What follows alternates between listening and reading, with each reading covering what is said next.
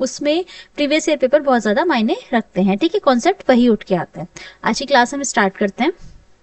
Class का हमारा पहला क्वेश्चन है, भारत के राष्ट्रपति और उपराष्ट्रपति की मृत्यु की स्थिति में भारत के राष्ट्रपति के रूप में कौन कार्य करेगा? संसद द्वारा चयनित उम्मीदवार, भारत के प्रधानमंत्री, भारत के मुख्य न्यायाधीश या भारत के अटॉर्नी जनरल। तो देखो, आपसे पूछा गया है राष्ट्रपति और उपराष्ट्रपति दोनों की मृत्यु की स्थिति में कौन कार्य करेगा। तो क्या आंसर हो जाएगा? इसका आंसर हो जाएगा सी, भारत के मुख्य न्यायाधीश। तो इसका सी आंसर बिल्कुल करेक्ट हो जाएगा। ठीक है, इसका सी आंसर बिल्कुल करेक्ट हो जाएगा। क्यों हो जाएगा? देखो क्यों हो जाएगा, क्योंकि आपको पता है कि संविधान के अनुच्छेद 65 यानी 65 के अकॉर्डिंग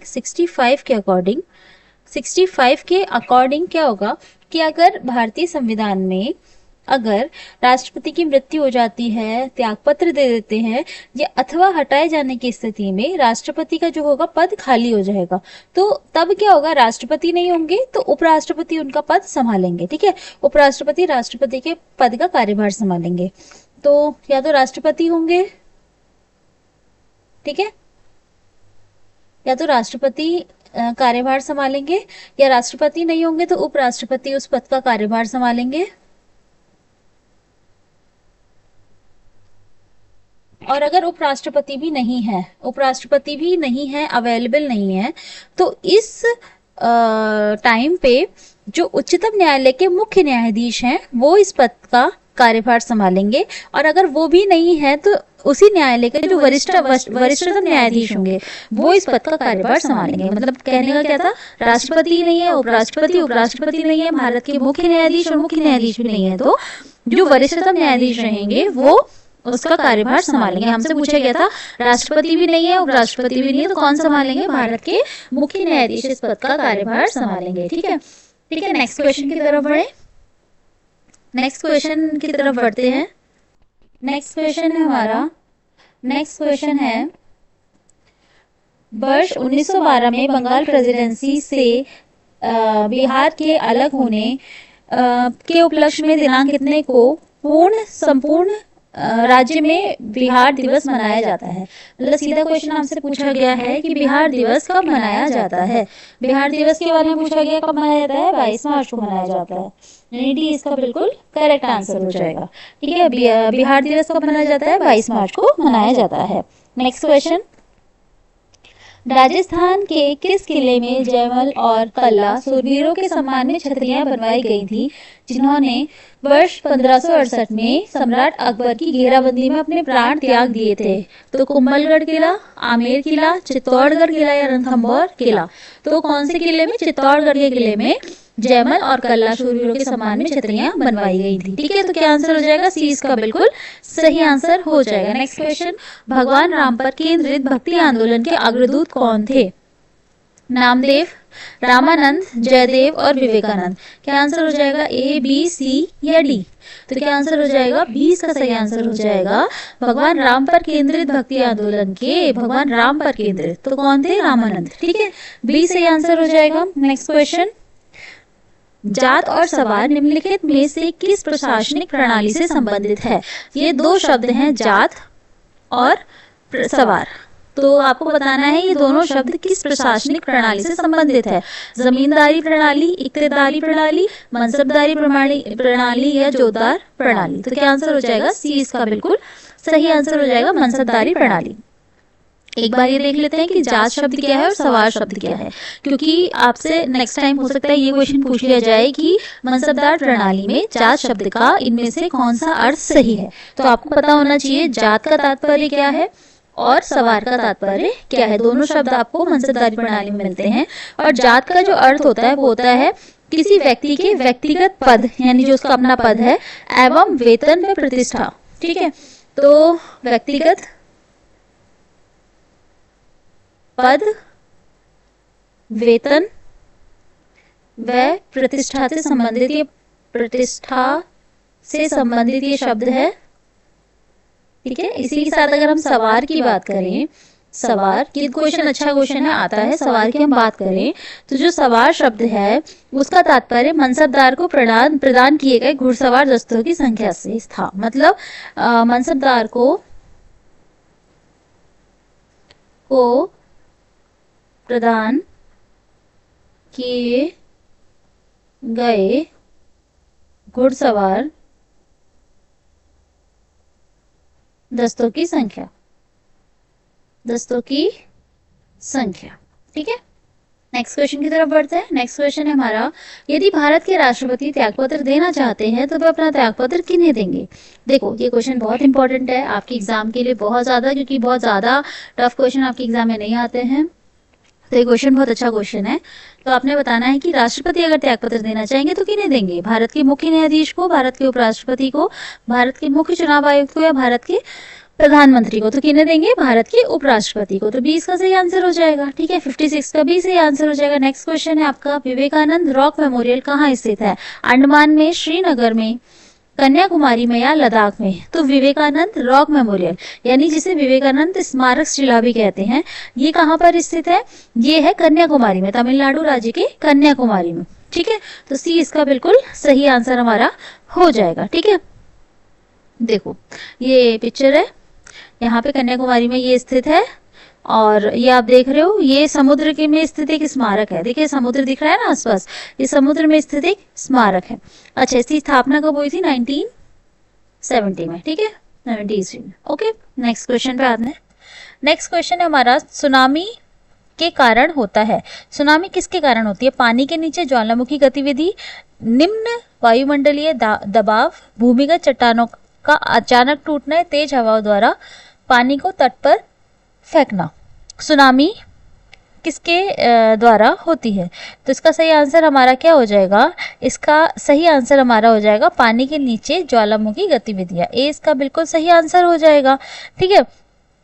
तो सुनामी आने का जो मुख्य कारण होता है ना, वो समुद्र के अंदर ज्वालामुखी विस्फोट या जमीन का धंसना, ये सब चीजें जो होती हैं ये सुनामी आने का मेन कारण होती है, ठीक है। जिसके कारण होता है क्या है? समुद्र में विशालकाय लहरें जो है वो उत्पन्न होती हैं, है ना, ठीक है। नेक्स्ट क्वेश्चन की तरफ बढ़ते हैं। नेक्स्ट क्वेश्चन है हमारा 59 क्वेश्चन, भारत के प्रथम मुगल सम्राट कौन था? शाहजहां, हुमायूं, बाबर या अकबर? देखो ये तो बहुत इजी क्वेश्चन है, ठीक है, ये बहुत अच्छा क्वेश्चन है, इजी क्वेश्चन है। आई थिंक इसका आंसर सबने दे दिया होगा। तो पहला मुगल शासक था बाबर, ठीक है, पहला मुगल शासक कौन था? बाबर था। ओके, नेक्स्ट क्वेश्चन की बात करें। नेक्स्ट क्वेश्चन की बात करते हैं, जनगणना 2011 के अनुसार भारत का कौन सा शहर सबसे कम आबादी वाला था? 2011 की जब जनगणना हुई थी तो उसके अनुसार भारत का कौन सा शहर सबसे कम आबादी वाला है? कपूरथला, दतिया, नागदा या बांसवाड़ा? क्या आंसर हो जाएगा इसका? हो जाएगा कपूरथला, ठीक है। तो इसका आंसर ए सही आंसर हो जाएगा, कपूरथला, ए। नेक्स्ट क्वेश्चन, राम पंथ के अग्रणी ज्योति स्तंभ संत कवि थे जिन्होंने रामचरितमानस नामक कविता भी लिखी थी। देखो अगर फोटो से पहचान पा रहे हो तो अच्छी बात है, वरना बताओ इसका आंसर क्या होगा? चैतन्य, वल्लभाचार्य, तुलसीदास या निम्बार्क? क्या आंसर हो जाएगा इसका? तो इसका सही आंसर हमारा हो जाएगा सी। देखो बहुत बढ़िया हिंट तो वैसे दे रखा है, रामचरितमानस नामक कविता भी लिखी थी, तुलसीदास जी ने लिखी है, ठीक है। नेक्स्ट क्वेश्चन पे आते हैं। भगत सिंह, सुखदेव और राजगुरु को उनकी पुण्यतिथि पर श्रद्धांजलि देने के लिए भारत में 23 मार्च को क्या मनाया जाता है? विद्रोह दिवस, शहीद दिवस, विरोध दिवस या श्रद्धांजलि दिवस? देखो आपसे अगला हो सकता है नेक्स्ट क्वेश्चन आपसे ये पूछ लिया जाए कि शहीद दिवस कब मनाया जाता है, तो क्या आंसर हो जाएगा? 23 मार्च को, यानी 20 का बिल्कुल सही आंसर हो जाएगा, ठीक है। भगत सिंह, सुखदेव और राजगुरु को श्रद्धांजलि देने के लिए उनकी पुण्यतिथि पर हम 23 मार्च को शहीद दिवस मनाते हैं। बहुत इंपॉर्टेंट दिन है, याद कर लेना, एग्जाम में आने के चांसेस बहुत ज्यादा हो जाते हैं। ओके, नेक्स्ट क्वेश्चन, भारत की सबसे लंबी नदी कौन सी है? कावेरी, गोदावरी, ब्रह्मपुत्र या गंगा? तो आपने बताना है भारत की सबसे लंबी नदी कौन सी है, ठीक है। तो इसका सही आंसर हमारा हो जाएगा डी, गंगा। डी गंगा इसका बिल्कुल सही आंसर हो जाएगा। ओके, नेक्स्ट क्वेश्चन की बात करें। नेक्स्ट क्वेश्चन है हमारा, अकबर के बाद सत्ता संभालने वाले उनके पुत्र सलीम को खिताब मिला जिसका अर्थ है विश्व विजेता? शाहजहां, जहांगीर, बादशाह या जहांपना? तो जो अकबर के बाद सत्ता संभालने वाले उनके पुत्र सलीम थे, उन्हें कौन सा खिताब मिला था? और खिताब का अर्थ क्या है? विश्व विजेता। तो इसका अर्थ है, इसका सही आंसर हो जाएगा बी, जहांगीर। ठीक है, जहांगीर का खिताब मिला था। ठीक है, जहांगीर का खिताब मिला था और जिसका अर्थ क्या होता है? विश्व विजेता। ठीक है, नेक्स्ट क्वेश्चन। वर्ष 1975 में 75 से 1977 के बीच आपातकाल के दौरान भारत के प्रधानमंत्री कौन थे? प्रधानमंत्री है 1975 से 77 के बीच जो आपातकाल लगा था, उस समय भारत के प्रधानमंत्री कौन थे? इंदिरा गांधी, राजीव गांधी, मोरारजी देसाई या चरण सिंह? तो क्या आंसर हो जाएगा? इस वक्त पे इंदिरा गांधी भारत की प्रधानमंत्री थी। ठीक है, आपातकाल से क्वेश्चन बहुत आते हैं, तो पहले हम थोड़ा सा आपातकाल देख लेते हैं। संविधान में 3 प्रकार के आपातकाल की व्यवस्था की गई है। अनुच्छेद 352, 352, 356 और 360। 352 युद्ध, बाह्य आक्रमण या सशक्त विद्रोह से उत्पन्न आपात या राष्ट्रीय आपात। 356 राज्यों में संवैधानिक तंत्र के विफल होने के से उत्पन्न आपात या राष्ट्रपति शासन। और 360 यानी वित्तीय आपात। ठीक है, तो हम देख लेते हैं। प्रथम राष्ट्रीय आपातकाल की घोषणा कब हुई थी? 1962 में हुई थी, 26 अक्टूबर को। बाह्य आक्रमण यानी चीन द्वारा जब आक्रमण किया गया था। ठीक है, और इस समय भारत के प्रधानमंत्री कौन थे? पंडित जवाहरलाल नेहरू थे। राष्ट्रपति कौन थे? डॉक्टर एस राधाकृष्णन थे।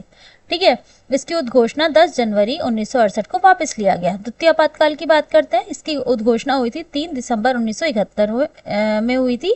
और बाह्य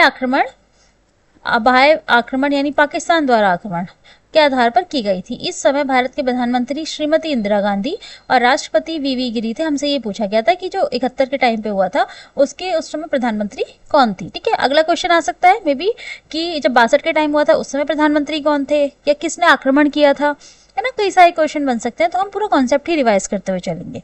तृतीय राष्ट्रीय आपातकाल कब हुआ था?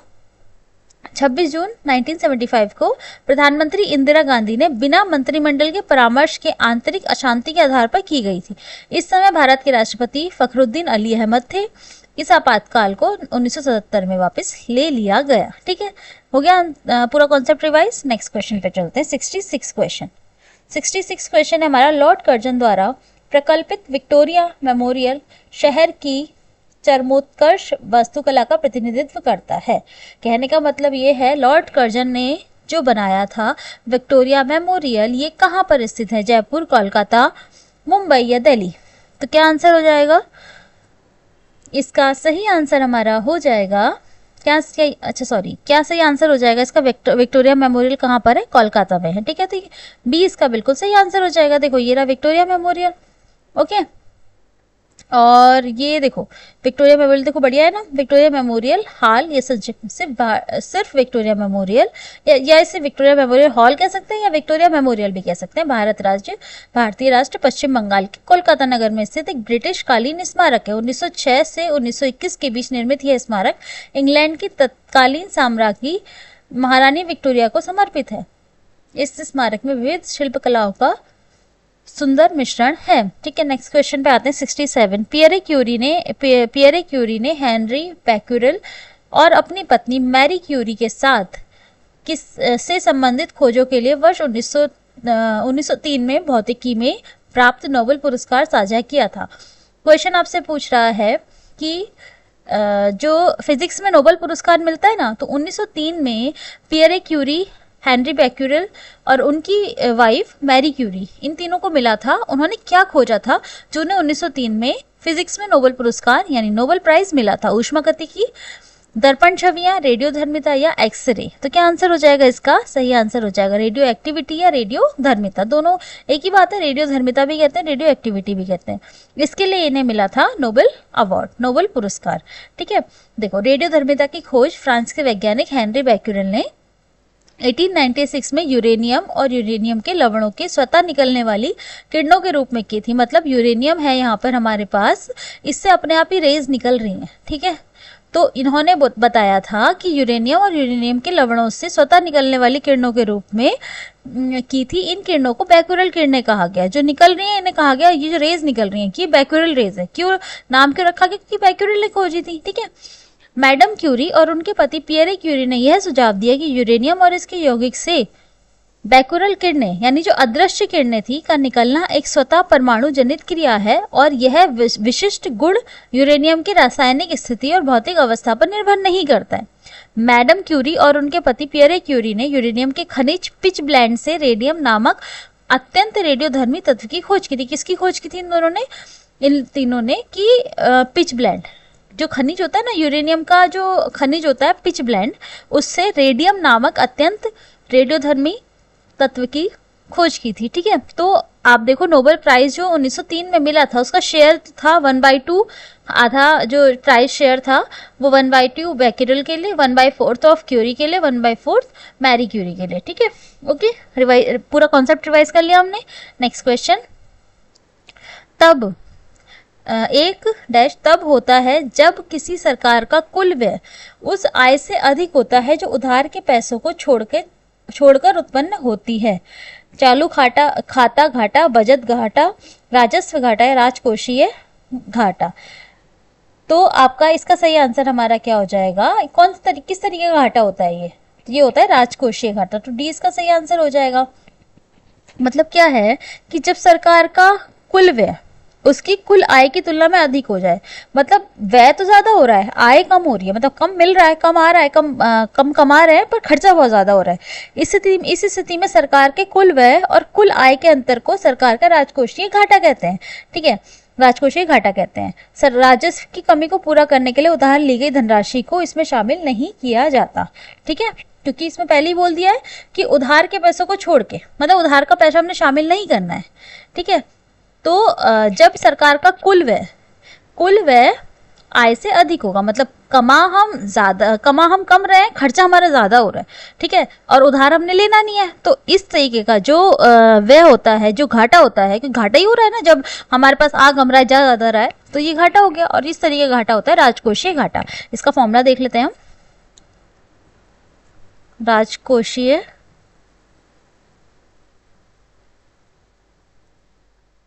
घाटा बराबर होता है सरकार का कुल व्यय माइनस सरकार की कुल आय। कुल आय, जैसे मैं आपको एक सिंपल सा एग्जांपल बताती हूँ। 100 रुपए की हमारी आय थी। ठीक है, हमने खर्चा कितना कर दिया, 200 रुपए का। ठीक है, हमारी आय कितनी थी, 100 रुपए की, खर्चा कितना कर दिया, 200 रुपए का, तो हमें घाटा कितना हो गया, 100 रुपए का, है ना। वही कि हमें घाटा कितना हो गया, 100 रुपए का। बस वही एक छोटा सा एग्जाम्पल ले लिया हमने। नेक्स्ट क्वेश्चन पे आते हैं। न्यूरॉन सिद्धांत के लिए 1906 में नोबेल पुरस्कार किसने जीता। न्यूरॉन के जो सिद्धांत था किसने जीता था, Pierre Curie, Santiago Ramon y Cajal, Henry Moseley या लुइस अल्वारेस। तो किसने जीता, न्यूरॉन सिद्धांत के लिए 1906 में नोबेल पुरस्कार जीता था सैंटियागो रेमन वाई केजल ने, यानी 69 का बी सही आंसर हो जाएगा। नेक्स्ट क्वेश्चन, निम्नलिखित में से कौन सा औपनिवेशिक काल में भारत के व्यापार की सबसे महत्वपूर्ण विशेषता थी। आयात अधिशेष, आयात में कमी, निर्यात में कमी या निर्यात अधिशेष। तो इसका सही आंसर हमारा क्या हो जाएगा। देखो, भारत में जब अंग्रेजों का शासनकाल था ना, अंग्रेजों के शासनकाल को 1760 से 1947 के आसपास, उसको औपनिवेशिक काल कहा जाता है, मतलब अंग्रेजों का काल। ठीक है, अंग्रेजों का शासनकाल इसको कह सकते हैं, अंग्रेजों के शासनकाल। ओके, तो अब आपसे पूछा गया है कि इस शासनकाल में व्यापार की सबसे महत्वपूर्ण विशेषता क्या थी। विशेषता थी निर्यात अधिशेष। ठीक है, यानी डी इसका बिल्कुल सही आंसर हो जाएगा। ठीक है, नेक्स्ट क्वेश्चन की हम बात करते हैं। वर्ष 1799 में महाराज सवाई प्रताप सिंह ने किस भारतीय स्मारक का निर्माण कराया। हवा महल, लेह पैलेस, मोंचेरी पैलेस या मैसूर पैलेस। अच्छा, फोटो में आपको समझ में आ गया होगा क्या है, और नहीं समझ में आया तो बता देते हैं, ये हवा महल है। ठीक है, तो ए इसका बिल्कुल सही आंसर हो जाएगा। राजस्थान की राजधानी जयपुर में स्थित है। ठीक है, एक राष्ट्रीय महल है, किसने निर्माण कराया, महाराज सवाई प्रताप सिंह ने 1799 में। ठीक है, ओके। नेक्स्ट क्वेश्चन, दिल्ली का लाल किला और जामा मस्जिद के शासनकाल की वास्तुकला की विशिष्ट उपलब्धियां हैं। मतलब दिल्ली का लाल किला जब बना था, जामा मस्जिद बनी थी, उस समय किसका शासनकाल था और ये किसके शासनकाल की महत्वपूर्ण उपलब्धियां हैं? शाहजहां, अकबर, जहांगीर या औरंगजेब? तो ये शाहजहां के शासनकाल की विशेष उपलब्धियां हैं। ठीक है, तो इसका सही आंसर हमारा क्या हो जाएगा? ए इसका सही आंसर हो जाएगा। देखो ये रहा लाल किला, है ना, ये लाल किला है और ये जामा मस्जिद। ठीक है, देखो कितना बढ़िया बना रखा है, बहुत अच्छी। शाहजहां के शासनकाल में जो कहते हैं ना कि मुगल कालीन स्थापत्य कला, इसको जो है स्वर्णिम युग कहा जाता था। कभी ये क्वेश्चन भी आ जाता है आपका। तो मुगल कालीन कलाएं तो उस समय बहुत ज़्यादा चरम पर थी और इस तरीके से जैसे ताजमहल के निर्माण में याद किया जाता है उनको, उस तरीके से लाल किला और ये जामा मस्जिद उनके टाइम पे बने थे। ठीक है, आगरा की मोती मस्जिद भी उन्हीं के टाइम पे बननी थी। 73 क्वेश्चन है, एशिया की सबसे लंबी नदी का नाम क्या है? येनिसी नदी, अमेजन, नील नदी या यांगत्जे नदी? तो क्या आंसर हो जाएगा? एशिया की सबसे लंबी नदी पूछी है, यांगत्जे हो जाएगा। डी इसका बिल्कुल सही आंसर हो जाएगा। ठीक है, नेक्स्ट क्वेश्चन है हमारा। देखो ये नदी है, ये इमेज देख लेंगे हम, ये नदी है। ठीक है, और ये कहाँ जा रही है? पश्चिमी चीन के किंघाई प्रांत में तिब्बती पठार पर तांगुला पर्वत से शुरू हुई है। मतलब यहाँ से देखो ये शुरू हो रखी है और पूर्व की ओर बहती हुई शंघाई के पास पूर्वी चीन सागर यानी ईस्ट चाइना सी में गिर जाती है। देखो यहाँ पे शंघाई के पास, यहाँ से स्टार्ट हुई है और शंघाई के पास यहाँ पे जाके गिर गई है। ठीक है, और ये कितनी 6300 किलोमीटर की दूरी तय करती है ये नदी। तो आपको समझ में आ गया कौन सी नदी है? यांगत्जे नदी। ठीक है, ओके, यांगत्जे नदी भी कहते हैं इसको। देखो यहाँ लिखा हुआ है ना, तो वो थोड़ा सा जब हम इंग्लिश से हिंदी में प्रोनाउंस करते हैं थोड़ा बहुत अंतर बैठ जाता है। ओके, देख ली। नेक्स्ट क्वेश्चन आते हैं। हुमायूं के उत्तराधिकारी का जन्म कौन सा उत्तराधिकारी था हुमायूं का, जिसका जन्म हुमायूं के निर्वासन काल में हुआ था और वह उत्तराधिकारी जब 13 वर्ष का था तब उसके पिता की मृत्यु हो गई थी? अकबर, शाहजहां, जहांगीर या बाबर? तो क्या आंसर हो जाएगा इसका? तो इसका सही आंसर हमारा क्या हो जाएगा? अकबर। हुमायूं का जो उत्तराधिकारी था वो अकबर था। ठीक है, तो जब हुमायूं के निर्वासन काल में था तब उसका जन्म हुआ था और जब वो 13 साल का था तब उसके पिता की यानी हुमायूं की मृत्यु हो गई थी। ठीक है, नेक्स्ट क्वेश्चन पे आए। नेक्स्ट क्वेश्चन है हमारा 75 क्वेश्चन। आगरा में यमुना नदी के किनारे अपनी पत्नी मुमताज महल के लिए ताजमहल का निर्माण किसने करवाया था? तो ये तो बहुत इजी क्वेश्चन है। औरंगजेब, अकबर, जहांगीर या शाहजहां? तो आगरा का ताजमहल किसने बनवाया है? शाहजहां ने बनवाया। तो डी इसका सही आंसर हमारा हो जाएगा। ठीक है, कौन सी नदी अधिकतम देशों से होकर गुजरती है? राइन नदी, डैन्यूब नदी, अमेजन नदी या वोल्गा नदी? इनमें से कौन सी ऐसी नदी है जो ज्यादातर देशों में से होकर गुजरती है? तो क्या आंसर हो जाएगा इसका? इस क्वेश्चन का सही आंसर हमारा हो जाएगा डैन्यूब नदी। ठीक है, ये 10 देशों से होकर गुजरती है। ओके, यूरोप के 10 देशों से होकर गुजरती है। Next question. वे संविधान संशोधन अधिनियम 2002 से भारत में सभी बच्चों के लिए मुफ्त और अनिवार्य प्राथमिक शिक्षा की व्यवस्था की गई थी। कौन सा संविधान संशोधन था वो? 84, 85, 86 या 87? तो ये 86वां संविधान संशोधन था। तो सी इसका बिल्कुल सही आंसर हो जाएगा।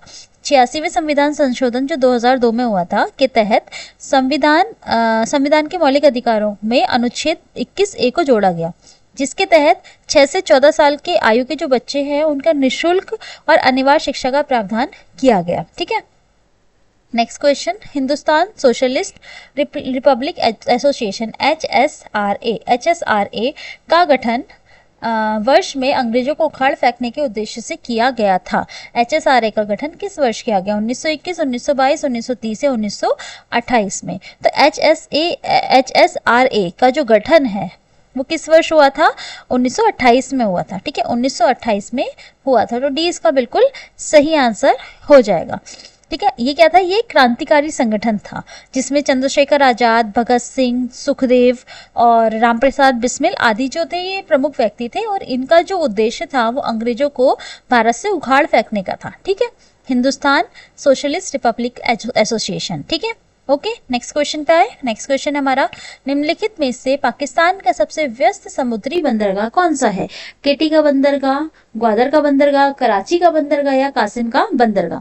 बिजिएस्ट जो बंदरगाह है समुद्री बंदरगाह पाकिस्तान का वो कौन सा है? तो क्या आंसर हो जाएगा? कराची का बंदरगाह। तो सी इसका बिल्कुल सही आंसर हो जाएगा। सबसे व्यस्त बंदरगाह है ये पाकिस्तान का। नेक्स्ट क्वेश्चन, शीत निद्रा जिसे हाइबरनेशन भी कहते हैं, ठीक है, हाइबरनेशन शब्द की परिभाषा क्या है? बारिश के मौसम में खुद को बचाने के लिए पक्षियों द्वारा निवास स्थान का निर्माण, पक्षियों में वसंत के समय में अति सक्रियता की स्थिति, कुछ जानवरों में सर्दियों के मौसम में कम चयापचय गतिविधि की स्थिति, या जानवरों में सर्दियों के लिए गर्मी के मौसम में खाद्य संरक्षण की आदत।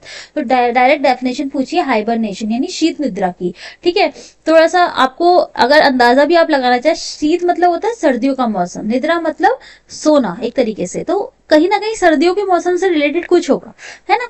तो ये सी इसका बिल्कुल सही आंसर हो जाए। कुछ जानवरों में सर्दियों के मौसम में कम चयापचय गतिविधि की स्थिति, ठीक है, ओके। तो होगा क्या, देखो हाइबरनेशन ऐसा कुछ होता है, हाइबरनेशन ऐसा कुछ होता है, देखो ये रहे ना, ये हाइबरनेशन है। इसमें होता क्या है, ठंड से बचाने के लिए, जैसे जैसे ध्रुवीय भालू हमारे जो पोलर बेयर्स होते हैं, ठीक है, छिपकली, मेढक, सांप, खुद को ठंड से बचाने के लिए सर्दियों में जमीन के नीचे अपनी ऐसी जगह पर छिप जाते हैं जहाँ ठंड का असर उन पर ना हो, और वह उस जगह सुरक्षित जगह पे पूरे मौसम यानी 3 से 4 महीने जो होते हैं वो रहते हैं, लंबी निद्रा की अवस्था में रहते हैं, और इसे हाइबरनेशन या शीत निद्रा कहा जाता है, ठीक है। अच्छा, तो ये देखो जैसे ये हाइबरनेशन में है, आउल जो है यहाँ पे जमीन के नीचे अपना एक सुरक्षित स्थान बना लिया, यहाँ पे वो शीत निद्रा में चले जाते हैं। जैसे कोमा वाली हालत होती है ना, शीत निद्रा बिल्कुल एक मस्त आराम से नींद ले रहे होते हैं, जहाँ पे उनकी सिर्फ सांसें चल रही होती हैं, ठीक है। नेक्स्ट क्वेश्चन पे आते हैं। नेक्स्ट क्वेश्चन है हमारा, जानकू जीवन के उत्सव के रूप में मनाई जाने वाली देश की अनूठी सांस्कृतिक प्रथा है। जानकू एक सांस्कृतिक प्रथा है, आपने बताना है कि ये कौन से देश में मनाई जाती है, श्रीलंका, नेपाल, भूटान या पाकिस्तान। बहुत इंटरेस्टिंग वो है ये। तो ये कहाँ मनाई जाती है, ये मनाई जाती है नेपाल में, ठीक है। तो 20 का बिल्कुल सही आंसर हो जाएगा। होता क्या है कि नेपाल के न्यारी समुदाय के लोगों द्वारा, जो अगर कोई स्त्री है, कोई पुरुष है, उसके 77 साल उसकी आयु से अधिक, मतलब 77 साल की आयु पूरी हो जाती है या उससे अधिक वो प्राप्त कर लेता है, मतलब 77 ईयर्स, ठीक है, 77 ईयर्स, ठीक है। तो अगर 77 ईयर्स पूरे हो गए या उससे अधिक उनकी एज है, तो उन्हें एक विशेष सम्मान दिया जाता है, ठीक है। तो इसे क्या कहते हैं, जानकू। जानकू एक तरीके से देवी देवताओं की संज्ञा के रूप में प्रयुक्त होता है, ठीक है। क्योंकि होता क्यों है ये, क्योंकि जब पहले के जमाने में हम देखें तो औसत आयु 60 से 65 साल मानी जाती थी, मतलब आधुनिक चिकित्सा प्रणाली के अनुसार, मतलब हम चिकित्सा प्रणाली देखें तो 60 से 65 साल एक व्यक्ति की आयु मानी जाती है, पर अगर 77 साल तक पहुंच गए तो वो एक नए जीवन की तरह माना जाता है। तो उन्हीं को रक्षा देना, सम्मान देना, उसके लिए ये प्रथा शुरू की गई थी। तो जानकू जो है वो एक अनूठी प्रथा है। ये कहाँ संबंधित है, नेपाल से संबंधित है। देखो देखो इन्हें सम्मान दे रहे हैं ना, 77 ईयर्स से ज्यादा, 77 ईयर्स अगर उन्होंने पार कर लिए हैं तो उन्हें ये सम्मान दिया जाता है। जानकू जो है वो देवी देवता की संज्ञा एक तरीके से दी जाती है उनको। नेक्स्ट क्वेश्चन है हमारा, रॉलेट एक्ट की प्रतिक्रिया के रूप में को राष्ट्रीय अपमान दिवस के रूप में आयोजित किया गया था। राष्ट्रीय अपमान दिवस कब आयोजित किया गया था रॉलेट एक्ट की प्रतिक्रिया के रूप में? तो कब आयोजित किया गया था? 6 अप्रैल 1919 में, यानी 20 का बिल्कुल सही आंसर हो जाएगा। 6 अप्रैल 1919 में 6 अप्रैल 1919 में राष्ट्रीय अपमान दिवस के रूप में मनाया गया, ठीक है। 6 अप्रैल 1919 यानी 20 का बिल्कुल सही आंसर हो जाएगा। वेरी गुड, एक सेकेंड, 20 का बिल्कुल सही आंसर हो जाएगा, ठीक है। नेक्स्ट क्वेश्चन है हमारा, सामुदायिक नेतृत्व के योगदान के लिए रैमन मैग्सेसे पुरस्कार प्राप्त करने वाले पहले भारतीय कौन थे? बाबा आमटे, आचार्य विनोबा भावे, वर्गीस कुरियन या अरविंद केजरीवाल। देखो ये क्वेश्चन तो ऑलरेडी गलत हो गया, ठीक है। अब बचे ये 3 ऑप्शन, तो आपने बताना है कि पहले भारतीय कौन है जिन्हें रैमन मैग्सेसे पुरस्कार प्रदान किया गया था सामुदायिक नेतृत्व के योगदान के लिए। तो किसे प्रदान किया गया था? आचार्य विनोबा भावे। देखो फोटो भी लगी हुई है, वो भी आप समझ सकते हो, ठीक है, ओके। तो क्या आंसर हो जाएगा इसका? बी, आचार्य विनोबा भावे इसका सही आंसर हो जाएगा। कब मिला था? 1958 में, ठीक है, 57 में शुरुआत हुई थी अवार्ड की, 58 में इनको मिल गया था। Okay, next question. पृथ्वी की भूमध्य रेखा के उत्तर या दक्षिण के स्थान की कोणीय दूरी का वर्णन करने के लिए किस शब्द का उपयोग किया जाता है? पृथ्वी की भूमध्य रेखा के उत्तर या दक्षिण के स्थान की कोणीय दूरी, उत्तर या दक्षिण के स्थान की कोणीय दूरी का वर्णन करने के लिए किस शब्द का उपयोग किया जाता है? गोलार्ध, ध्रुव, देशांतर या अक्षांश? क्या आंसर हो जाएगा? इसका सही आंसर हमारा हो जाएगा अक्षांश। ध्यान रखना, उत्तर दक्षिण की बात कर रहे हैं भूमध्य रेखा से, तो क्या आंसर हो जाएगा? अक्षांश। इसका सही आंसर हमारा हो जाएगा। देखो, अक्षांश को पृथ्वी की भूमध्य रेखा के उत्तर या दक्षिण से में एक जगह की कोणीय दूरी के रूप में परिभाषित किया गया। ध्रुव क्या होता है? पृथ्वी की सतह के दोनों ओर एक बिंदु है जो देशांतर की रेखाएं मिलाती हैं। पृथ्वी को 0 डिग्री अक्षांश से 2 भागों में विभाजित किया जाता है जिसे गोलार्ध के नाम से जाना जाता है। और देशांतर क्या होता है? देशांतर को काल्पनिक रेखाओं के रूप में परिभाषित किया गया है जो विश्व को उत्तर और दक्षिण दोनों ध्रुवों के माध्यम से द्विभाजित करती है। देखो सुनो, उत्तर और दक्षिण ध्रुवों को के माध्यम से द्विभाजित करती है किसे? विश्व को। तो ये देशांतर हमसे पूछा गया है पृथ्वी के भूमध्य रेखा के उत्तर या दक्षिण में एक जगह की कोणीय दूरी, तो ये अक्षांश हो जाएगा। कंफ्यूज मत होना, उत्तर दक्षिण देखा और देशांतर अक्षांश लगा दिया, अंतर है दोनों में। क्या आंसर हो जाएगा हमारा? अक्षांश हो जाएगा। ठीक है, नेक्स्ट क्वेश्चन पे आते हैं। 85 क्वेश्चन है। निम्नलिखित में से कौन एक तितली के काया पलट के तीसरा चरण है? मतलब एक तितली है तो उसके काया पलट में तीसरा चरण कौन सा होता है? एडल्ट, अंडा, लार्वा या प्यूपा? देखो, इसको हम देखते हैं इस इमेज से। ठीक है, देखो तितली के लिए क्या होता है? एक एग होता है, पहले एग से वो कैटरपिलर बनती है, कैटरपिलर से प्यूपा बनती है, प्यूपा के बाद butterfly, emerging butterfly and then adult butterfly, पूरी बटरफ्लाई। तो ये उसकी पूरी साइकिल होती है। ठीक है, पहला चरण हो गया एग, दूसरा कैटरपिलर, तीसरा प्यूपा, चौथा इमर्जिंग बटरफ्लाई और 1 2 3 4 5 पांचवा चरण हो गया अडल्ट बटरफ्लाई। ठीक है, तो याद हो गए? तो हमसे पूछा गया तीसरा चरण, है ना? तीसरा चरण पूछा गया, तीसरा क्या होगा? प्यूपा होगा। देखो, एग, कैटरपिलर, प्यूपा, प्यूपा बना, तो क्या आंसर हो जाएगा इसका? प्यूपा, यानी डी इसका सही आंसर हो जाएगा। ओके, नेक्स्ट क्वेश्चन पे आते हैं। नेक्स्ट क्वेश्चन है हमारा, अर्थव्यवस्था के संदर्भ में मध्यवर्ती वस्तु से क्या आशय है? अर्थव्यवस्था के संदर्भ में मध्यवर्ती वस्तु से क्या आशय है? इंटरमीडिएट गुड्स जिसको बोलते हैं। बिना जीएसटी के वस्तु की कीमत उपभोक्ता तक पहुंचाने से पहले वस्तु में पारगमन, पुनर्विक्रय या अन्य वस्तुओं के उत्पादन के लिए उद्योगों के बीच बेची जाने वाली वस्तु या निर्माता स्थायी संपत्ति का उपयोग करते हैं। तो जो आपसे पूछा गया है कि इंटरमीडिएट गुड्स क्या होते हैं? ठीक है, इंटरमीडिएट गुड्स क्या होते हैं कि वो एक ऐसा उत्पाद होते हैं जिनका उपयोग अंतरिम गुड बनाने से पहले किया जाता है, अंतिम गुड्स बनाने से पहले किया जाता है। ठीक है, तो इसे इसका सही आंसर हमारा हो जाएगा पुनर्विक्रय या अन्य वस्तु के उत्पादन के लिए उद्योगों के बीच बेची गई वस्तु। ठीक है, फाइनल नहीं बनाया अभी, उद्योगों के बीच बेची गई वस्तु। ओके, नेक्स्ट क्वेश्चन है हमारा 87 क्वेश्चन है हमारा। बांग्लादेश की संसद में अधिकतम सदस्यों की कितनी संख्या होती है? 350, 340, 322 या 363? तो कितनी होती है? 350 होती है। बांग्लादेश की संसद में अधिकतम सदस्यों की संख्या 350 होती है, जिसमें से 50 सीटें महिलाओं के लिए आरक्षित होती हैं। ठीक है, नेपाल देश को कितने प्रांतों में बांटा गया है? नेपाल देश को कितने प्रांतों में बांटा गया है? 5, 7, 4 या 6? तो नेपाल को 7 प्रांतों में बांटा गया है, तो 20 का सही आंसर हमारा हो जाएगा। ठीक है, नेक्स्ट क्वेश्चन देखो, 7 कौन कौन से? 1 2 3 4 5 6 7। ठीक है, पढ़ लेना, इसको देख लेना, कोई बहुत इंपॉर्टेंट क्वेश्चन नहीं है फिलहाल ये, बस 7 प्रांतों में बांटा गया है, ये आपको पता लग जाना चाहिए। ठीक है, नेक्स्ट क्वेश्चन, निम्नलिखित में से किस राजा को नेपाल देश का संस्थापक माना जाता है? राणा बहादुर शाह, त्रिभुवन बीर विक्रम शाह, पृथ्वी नारायण शाह, महेंद्र बीर विक्रम शाह देव? बताइए क्या आंसर हो जाएगा?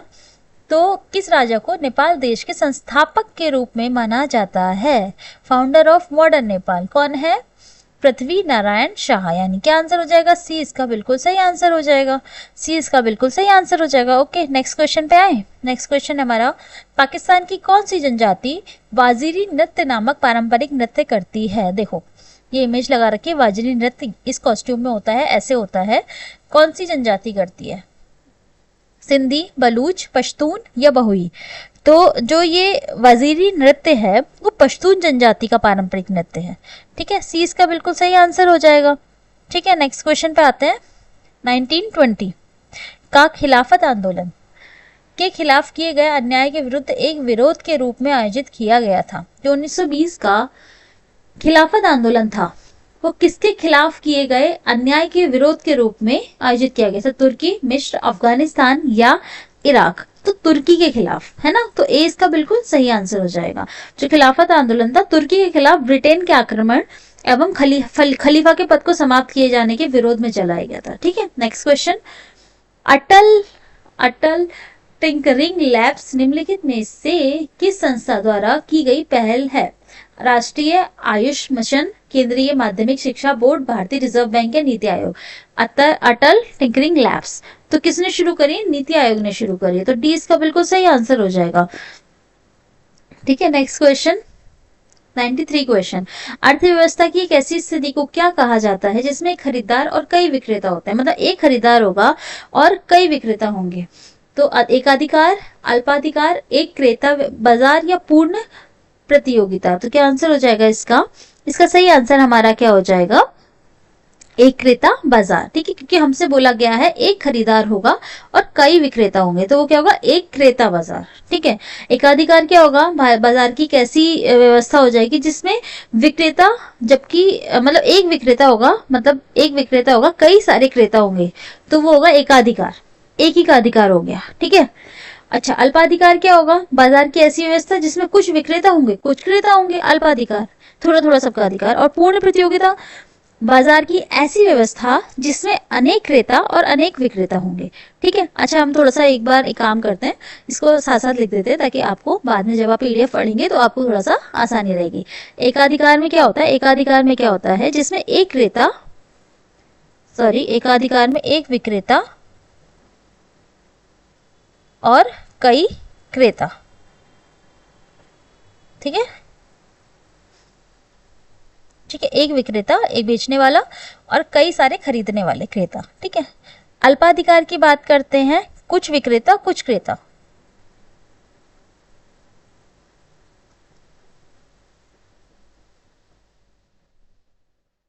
और पूर्ण प्रतियोगिता होगी जिसमें अनेक विक्रेता और अनेक क्रेता, है ना।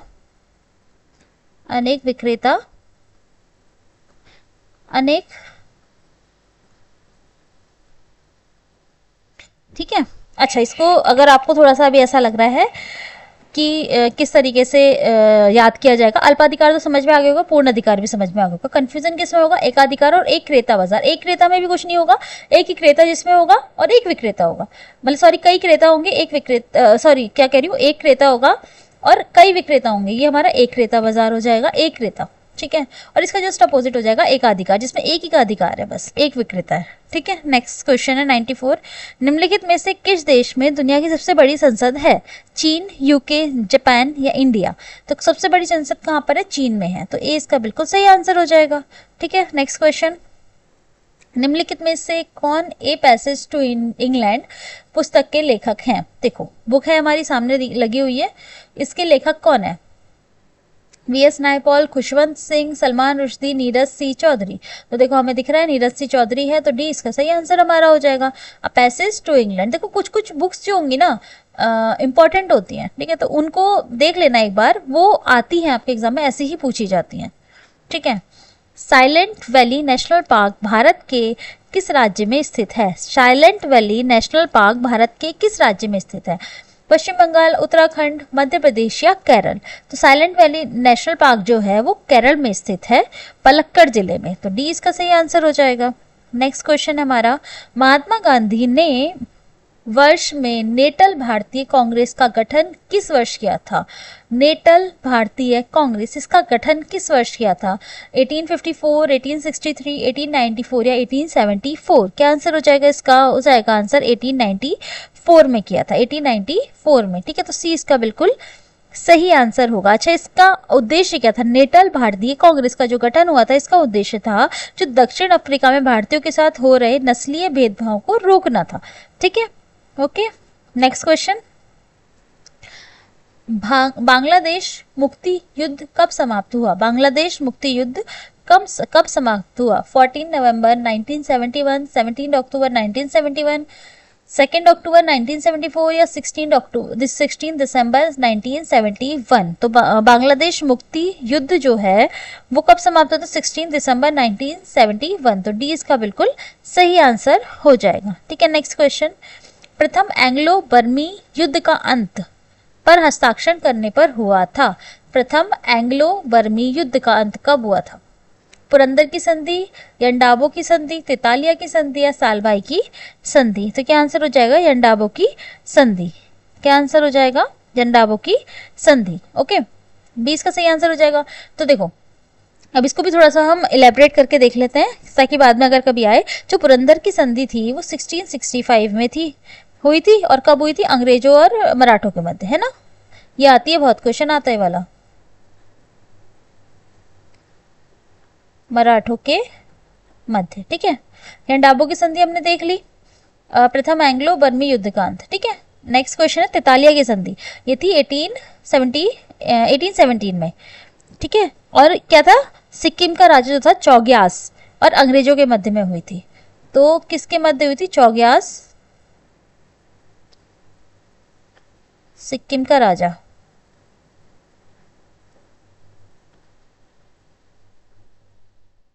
वह अंग्रेजों के मध्य।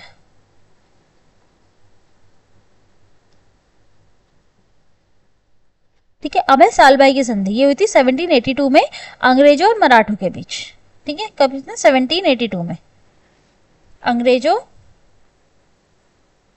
व मराठों के बीच। ओके, पर सालभाई से ज्यादा इंपॉर्टेंट पुरंदर की संधि है, ये बहुत आती है एग्जाम में। नेक्स्ट क्वेश्चन है, ओरियन तारा मंडल का सबसे चमकीला तारा निम्नलिखित में से कौन सा है? ओरियन तारा मंडल जो है उसका सबसे चमकीला तारा कौन सा है निम्नलिखित में से? एटा ओरियोनिस और बेटेलगेयूस, एल्नीलस और रिगेल। कौन सा है सबसे चमकीला तारा? कौन सा है? क्या आंसर हो जाएगा? रिगेल है। ठीक है, तो डी इसका बिल्कुल सही आंसर हो जाएगा। ठीक है, ये देखो, बेटलगेयूस ये रहा, बेलाट्रिक्स ये रहा, ओरियन बेल्ट पूरी ये रही हमारी। ठीक है, सेफ ये रहा और रिगेल ये रहा। देखो बहुत चमकीला तारा है ये। ठीक है, देखो ये चीज हो गई हमारी। ठीक है, तो किसने लिखी है? मैंने आपको पिछली वीडियो में बोला था कि आपने अच्छे से जो बुक्स लिखी हैं वो अच्छे से करके जानी, क्योंकि कुछ बुक्स ऐसी होती हैं जो एवरग्रीन होती हैं, जो आपके एग्जाम में पूछी ही जाती हैं। तो इंडिया विंस फ्रीडम, ये किसने बुक लिखी हुई है? विजय लक्ष्मी पंडित, मौलाना अबुल कलाम आज़ाद, महात्मा गांधी या जवाहरलाल नेहरू? तो किसने लिखी? मौलाना अबुल कलाम आज़ाद ने लिखी है। तो 20 का सही आंसर हो जाएगा हमारा। नेक्स्ट क्वेश्चन है हमारा, मिडनाइट चिल्ड्रंस के लेखक कौन है? देखो बैक टू बैक बुक्स आ गई हैं। मिडनाइट चिल्ड्रन के लेखक कौन है? चेतन भगत, अमीश त्रिपाठी, रविंदर सिंह या सलमान रुश्दी? तो मिडनाइट चिल्ड्रन जो है उपन्यास वो सलमान रुश्दी का है। तो डी हमारा आंसर इसका हो जाएगा। ठीक है, नेक्स्ट क्वेश्चन हमारा, पुर्तगालियों ने गोवा पर कब अधिकार किया था? पुर्तगालियों ने गोवा पर कब अधिकार किया था? 1495, 1500, 1510 या 1520? तो कब किया था गोवा पर अधिकार? 1510 में, यानी 1510 में। ठीक है, तो सी हमारा बिल्कुल सही आंसर हो जाएगा इसका। 54 क्वेश्चन है, डॉक्टर भीमराव अंबेडकर ने किस अनुच्छेद को संविधान की आत्मा तथा हृदय कहा है? बहुत इंपॉर्टेंट क्वेश्चन है, सिर्फ बीएड ही नहीं, बहुत एग्जाम में पूछा जाता है कि किस अनुच्छेद को संविधान की आत्मा का तथा हृदय कहा है? अनुच्छेद 11, 12 या 22 को? तो कौन से अनुच्छेद को कहा है? अनुच्छेद 11, 12, 22 या इनमें से कोई नहीं? तो इसका सही आंसर हमारा क्या हो जाएगा? इसका सही आंसर हो जाएगा हमारा इनमें से कोई नहीं, अनुच्छेद 32 को कहा है। ठीक है, नेक्स्ट क्वेश्चन, राष्ट्रीय आपातकाल का संबंध किस अनुच्छेद से है? अनुच्छेद 352, अनुच्छेद 19, अनुच्छेद 356 या इनमें से कोई नहीं? तो राष्ट्रीय आपातकाल जो था 352 के अंडर आता है, तो अनुच्छेद 352 में कहा गया। ठीक है, नेक्स्ट क्वेश्चन, नेक्स्ट क्वेश्चन है हमारा, अरब सागर की रानी किसे कहा जाता है? कोच्चि बंदरगाह, गोवा बंदरगाह, मुंबई बंदरगाह या कांडला बंदरगाह? अरब सागर की राजधानी कहा जाता है कोच्चि बंदरगाह को। ठीक है, डायरेक्ट क्वेश्चन है, अरब सागर की राजधानी कहा जाता है कोच्चि बंदरगाह को। ठीक है, next question, Indian super league 2022 का खिताब किसने जीता? ये क्वेश्चन आपके एग्जाम में नहीं आएगा क्योंकि 2022 का प्रीवियस ईयर पेपर है, इस वजह से 2022 के क्वेश्चन पूछे गए हैं, पर आपके एग्जाम में ये क्वेश्चन नहीं आने वाला, ठीक है। पर इसका आंसर तब था हैदराबाद FC, यानी 20 का सही आंसर था। Next question, general Vipin Rawat को मरणोपरांत कौन सा पुरस्कार दिया गया? जनरल विपिन रावत को कौन सा पद्म विभूषण, पद्मश्री, भारत रत्न या शौर्यवीर चक्र? तो कौन सा पुरस्कार दिया गया? पद्म विभूषण। तो ए इसका सही आंसर हो जाएगा, ठीक है। 2022 में दिया गया था, ठीक है। कब? 2022 में। ओके, नेक्स्ट क्वेश्चन, 2021 में उनकी जो हेलीकॉप्टर दुर्घटना हुई थी उसमें उनकी मृत्यु हो गई थी और इसके बाद उन्हें 2022 में ये पद्म विभूषण दिया गया, ठीक है। चीफ ऑफ डिफेंस स्टाफ थे ये। नेक्स्ट क्वेश्चन हमारा, उमाशंकर मिश्र किस वाद्य यंत्र से संबंधित हैं? सरोद, सितार, संतूर या सारंगी? तो पंडित उमाशंकर मिश्र जो है वो सितार वादक थे, तो सितार से संबंधित है ये, तो इसका आंसर हमारा बी बिल्कुल सही हो जाएगा, ठीक है। अच्छा, सितार, सरोद, संतूर या सारंगी?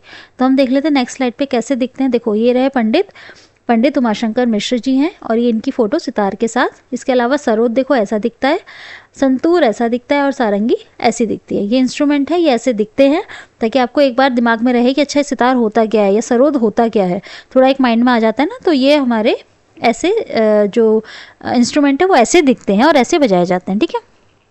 ओके, देखो सितार और सरोद थोड़ा थोड़ा मिलता जुलता है, पर नहीं, ये थोड़ा बड़ा है ना साइज़ में। ओके, और ये थोड़ा सा इसके साथ बजाया जाता है, जो इसका स्टिक है इसके साथ ही बजाया जाता है सारंगी। नेक्स्ट क्वेश्चन, ताजमहल के लिए पत्थर कहाँ से लाया गया था? अंबेर, चुनार, काशगढ़ या मकराना? तो ताजमहल के लिए जो पत्थर लाया गया था, तो ये लाया गया था मकराना खान से, है ना। तो डी इसका बिल्कुल सही आंसर हो जाएगा। राजस्थान की जो मकराना था ना, मकराना खान से लाया गया था और ये संगमरमर का जो पत्थर है ताजमहल पे जो लगा हुआ है वो मकराना खान से लाया गया, ठीक है। नेक्स्ट क्वेश्चन, कांग्रेस की स्थापना में के समय भारत का वायसराय कौन था? Lord Hardinge, Lord Dufferin, Lord Canning या लॉर्ड कर्जन? तो जब कांग्रेस की स्थापना हुई थी उस समय लॉर्ड डफरिंग था, तो यानी 20 का सही आंसर हो जाएगा, ठीक है। 20 का सही आंसर हो जाएगा। अच्छा, लॉर्ड डफरिन का जो शासनकाल था वो 1884 से 1888 के आसपास तक था, ठीक है। और कांग्रेस की स्थापना जो हुई थी A.O. ह्यूम ने जो करी थी वो हुई थी 28 दिसंबर 1885 में, तो 1885 में हुई थी। ओके, और इस समय किसका वायसराय कौन था? लॉर्ड डफरिन था। नेक्स्ट क्वेश्चन, अलीगढ़ की संधि का संबंध किससे है? मीर कासिम और Mohammad Shah, East India Company और सिराजुद्दौला, लॉर्ड क्लाइव और मीर जाफ़र या इनमें से कोई नहीं? तो जो अलीगढ़ की संधि हुई थी वो 9 फरवरी 1757 को हुई थी, ठीक है। 9 फरवरी 1757 को हुई थी और किसके बीच हुई थी? बंगाल के नवाब सिराजुद्दौला और ईस्ट इंडिया कंपनी के बीच हुई थी। 20 का सही आंसर हमारा हो जाएगा, ठीक है। नेक्स्ट क्वेश्चन है हमारा, यज्ञ की देखरेख कौन करता था? जैसे होत्र या ब्रह्मा, उद्दाता या ऊर्ध्वयु? तो यज्ञ की देखरेख वैदिक काल में जो था वो अलग अलग क्षेत्रों में अलग अलग विशेषज्ञ हुआ करते थे वैदिक काल में। तो यज्ञ की देखरेख कौन करता था? ब्रह्मा करता था। तो 20 का सही आंसर हमारा हो जाएगा, ठीक है। यज्ञ की देखरेख करने वाले को ब्रह्मा कहा जाता था। नेक्स्ट क्वेश्चन है हमारा, हाँ देखो फिर हमसे पूछा गया है कि अच्छा ये बाकी चीज़ें कहते हैं उद्गाता, होत्र और अर्धवायु। तो ये था उद्गाता जो था वो सामवेदों की ऋचाओं का ज्ञान गान करने वाला था। ऊर्ध्वायु यजुर्वेद का पाठ करने वाला, होत्र ऋग्वेद का पाठ करने वाला तथा ध्वनि कुंड में आहुति देने वाला, और ब्रह्मा था यज्ञ की देखरेख करने वाला, ठीक है। नेक्स्ट क्वेश्चन, सुलह ए कुल की नीति किसने अपनाई थी? जहांगीर, हुमायूं, बाबर या अकबर? सुलह कुल किसने ये नीति अपनाई थी?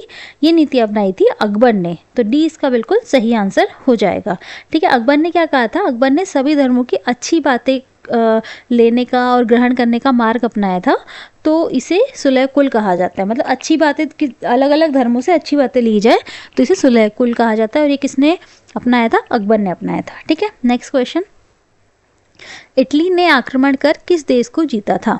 इरिट्रिया, सोमालीलैंड, मोरक्को या अबेनिसिया?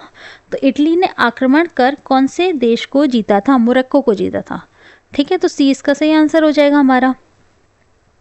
नेक्स्ट क्वेश्चन, रुद्रदामन से संबंधित कौन सा अभिलेख है? गिरनाल अभिलेख, ऐहोल अभिलेख, जूनागढ़ अभिलेख या प्रयाग अभिलेख? किससे संबंधित? रुद्रदामन से संबंधित। तो ये कौन सा अभिलेख है? ये आपका गिरनार अभिलेख और जूनागढ़ का अभिलेख। तो ए और सी दोनों ही इसके आंसर हो सकते हैं। ठीक है, तो ए और सी इसके दोनों ही आंसर हो सकते हैं। तो ये थोड़ा सा वैसा क्वेश्चन है, कंट्रोवर्सी वाला क्वेश्चन है, तो इसके दोनों आंसर हो सकते हैं, ए एंड सी दोनों। नेक्स्ट क्वेश्चन, मंगल पांडे का संबंध किस इन्फेंट्री से था? 20 NI, 34 NI, 27 NI, 28 NI infantry से था। आपने बताना है मंगल पांडे का संबंध कौन सी इन्फेंट्री से था। तो मंगल पांडे का संबंध था 34 NI से था। 34 NI मतलब थी क्या ये? तो जो ईस्ट इंडिया कंपनी में जो 34वीं बंगाल नेटिव इन्फेंट्री थी ना, उसके लिए पैदल सिपाही थे। मतलब आप कहने का ये पूछने का मतलब था कि मंगल पांडे कहाँ पर उस वक्त पोस्टेड थे? तो ईस्ट इंडिया कंपनी के 34वीं बंगाल नेटिव इन्फेंट्री यानी NI के पैदल सिपाही थे। ठीक है, नेक्स्ट क्वेश्चन है हमारा, चतुर्थ बौद्ध संगति किसके शासनकाल में हुई थी? बहुत इंपॉर्टेंट क्वेश्चन है, बहुत ज़्यादा इंपॉर्टेंट क्वेश्चन लगा लो, क्योंकि बौद्ध संगति से आपके एग्जाम में क्वेश्चन तो आता ही आता है, चाहे वो जीके वाले पोर्शन में आए, चाहे वो आर्ट सेक्शन वाले पोर्शन में आए।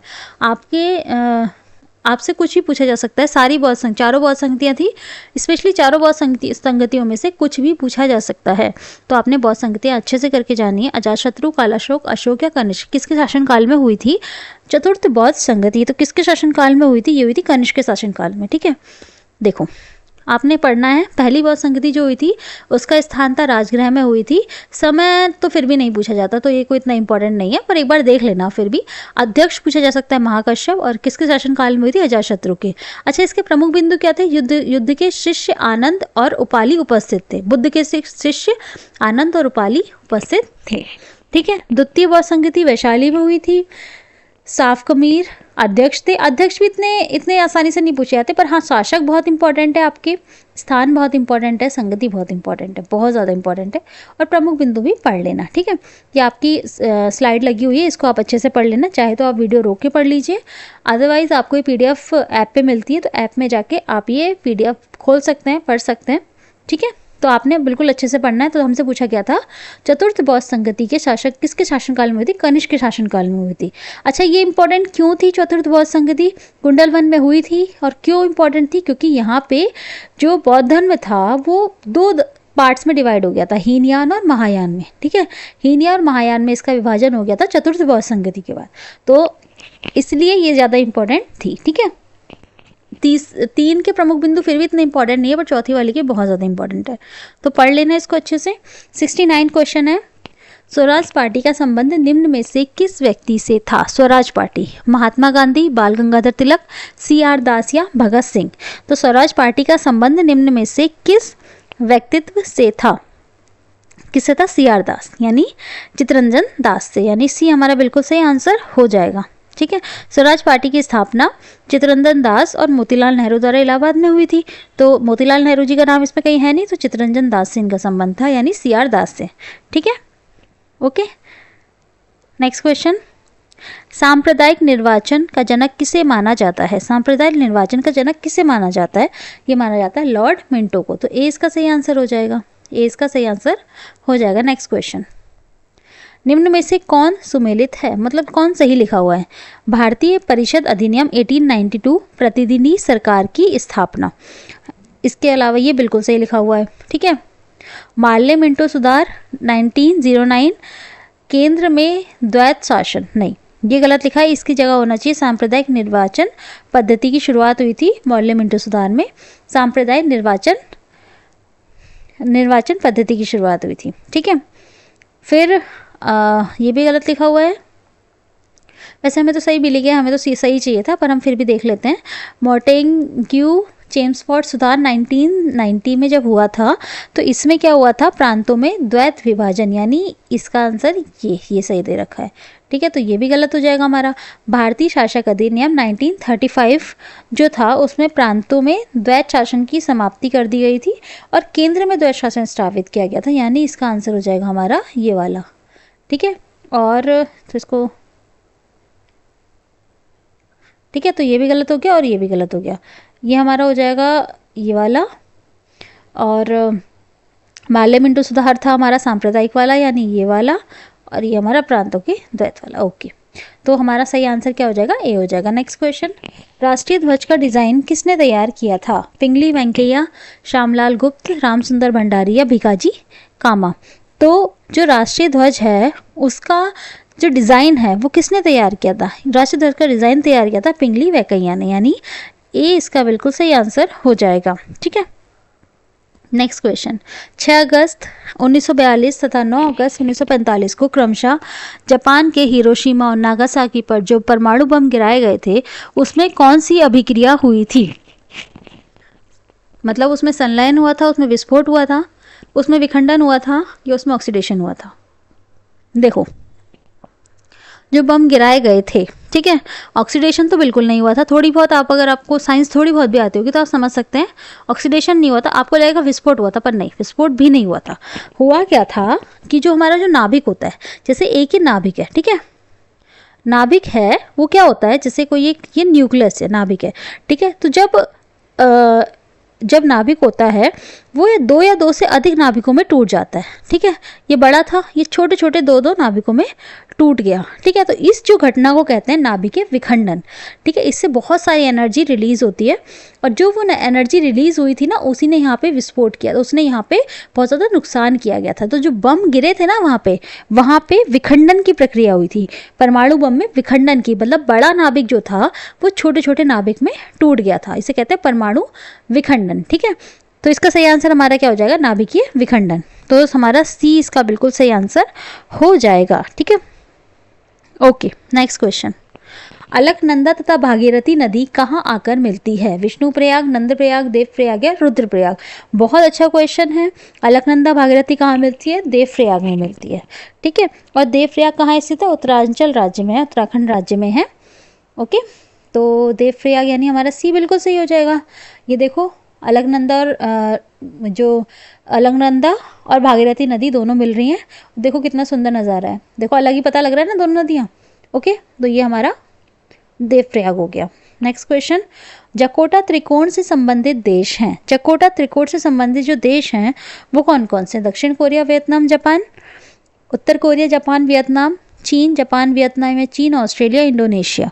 तो जकोटा जो ट्रायंगल है उससे संबंधित जो देश हैं वो हैं दक्षिण कोरिया, वियतनाम और जापान। तो इसका सही आंसर हमारा क्या हो जाएगा? इसका सही आंसर हमारा ए हो जाएगा। ठीक है, तो आज हमने 75 तक क्वेश्चन यानी हमने 25 क्वेश्चन कंप्लीट कर लिए हैं। 25 क्वेश्चन हम नेक्स्ट क्लास में कंप्लीट करेंगे। ठीक है, तो आज का हमारा पहला क्वेश्चन है, निम्नलिखित में से कौन इस्पात उद्योग के संबंध में सुमेलित है? मतलब सही लिखा हुआ है। तमिलनाडु, सलेम, दुर्गापुर, उड़ीसा, भिलाई, पश्चिम बंगाल या राउरकेला, छत्तीसगढ़। तो इसमें से कौन सा सही लिखा है? तो हमारा सबसे पहले क्या लिखा है? दुर्गापुर, पश्चिम बंगाल। बिल्कुल दुर्गापुर उड़ीसा गलत लिखा हुआ है, पश्चिम बंगाल होता है, तो ये गलत लिखा है। ठीक है, हमें अगर दूसरा है हमारा भिलाई, छत्तीसगढ़ में होता है, पश्चिम बंगाल गलत लिखा हुआ है। तमिलनाडु, राउरकेला उड़ीसा में होता है, छत्तीसगढ़ गलत लिखा है। सलेम तमिलनाडु में बहुत सही लिखा है, इस्पात संयंत्र है सलेम, और कहाँ पर है? तमिलनाडु में है, तो बिल्कुल सही लिखा हुआ है Tamil Nadu. Okay, next question, Kaziranga निम्न को सुमेलित कीजिए। मतलब इसका भी सही मिलान हमने करना है। काजीरंगा, बांधवगढ़, नंदनकानन या मेल घाट। तो आपने बताना है कि इनमें से कौन सा सही है। देखो, काजीरंगा कहाँ पर है? आसाम में है, यानी सेकंड वाला हो जाएगा हमारा। बांधवगढ़ कहाँ पर है? मध्य प्रदेश में है, यानी थर्ड वाला हो जाएगा हमारा। नंदनकानन कहाँ पर है? राष्ट्रीय उद्यान है सारे के सारे। नंदनकानन कहाँ पर है? ये उड़ीसा में है, यानी हमारा ये वाला। और मेल घाट कहाँ पर है? महाराष्ट्र में। ठीक है, तो आप देख लो, फर्स्ट का सेकंड, तो ये गलत हो गया, ये गलत हो गया। फर्स्ट का सेकंड है, बी का थर्ड है, बिल्कुल है। सी का हमारा हो जाएगा, सी का हमारा फोर्थ हो जाएगा, यानी ये वाला आंसर हमारा बिल्कुल सही हो जाएगा। ठीक है, नेक्स्ट क्वेश्चन, दूधसागर जलप्रपात कहाँ पर है? गोवा, उत्तराखंड, महाराष्ट्र या मध्य प्रदेश? देखो, ये दूधसागर जलप्रपात ये है, बिल्कुल देखो कितना सुंदर लग रहा है। ये इसकी इमेज है। तो आपने बताना है दूध सागर जलप्रपात कहाँ पर है, तो ये है गोवा में। ठीक है, इसका आंसर क्या हो जाएगा, ए बिल्कुल सही हो जाएगा, गोवा में। कौन सी नदी के किनारे है, मांडवी नदी के किनारे। ओके, नेक्स्ट क्वेश्चन, नमचिक नमफुक कोयला क्षेत्र कहाँ पर है, नमचिक नमफुक कोयला क्षेत्र कहाँ पर है, मणिपुर, आसाम, तमिलनाडु या अरुणाचल प्रदेश। तो ये कहाँ पर है, अरुणाचल प्रदेश में है। तो डी इसका बिल्कुल सही आंसर हो जाएगा। नेक्स्ट क्वेश्चन, निम्न में से कौन सा मंडल सर्वाधिक गर्म होता है, आयन मंडल, शोक मंडल, समताप मंडल या मध्य मंडल। तो आपने बताना है निम्न में से कौन सा मंडल सबसे ज़्यादा गर्म होता है। तो कौन सा होता है, शोभ मंडल होता है, सबसे निचली परत होती है पृथ्वी की, सबसे निचली परत को शोभ मंडल कहते हैं और वो सर्वाधिक गर्म होती है। ठीक है, ओके, तो हमारा सही आंसर क्या हो जाएगा, बी हो जाएगा, शोभ मंडल। नेक्स्ट क्वेश्चन, कर्नाटक और महाराष्ट्र में अवस्थित पश्चिमी घाट को क्या कहते हैं, कर्नाटक और महाराष्ट्र में जो पश्चिमी घाट है उसको क्या कहते हैं, नीलगिरी, अन्नामलाई या सह्याद्री या पाल घाट। तो क्या कहते हैं, सह्याद्री कहते हैं, यानी सी इसका बिल्कुल सही आंसर हमारा हो जाएगा। ठीक है, नेक्स्ट क्वेश्चन, निम्न में से कौन सुमेलित नहीं है। देखो नहीं का बहुत, मैं हर वीडियो में आपसे ये बात कहती हूँ कि इसका बहुत ध्यान रखना होता है।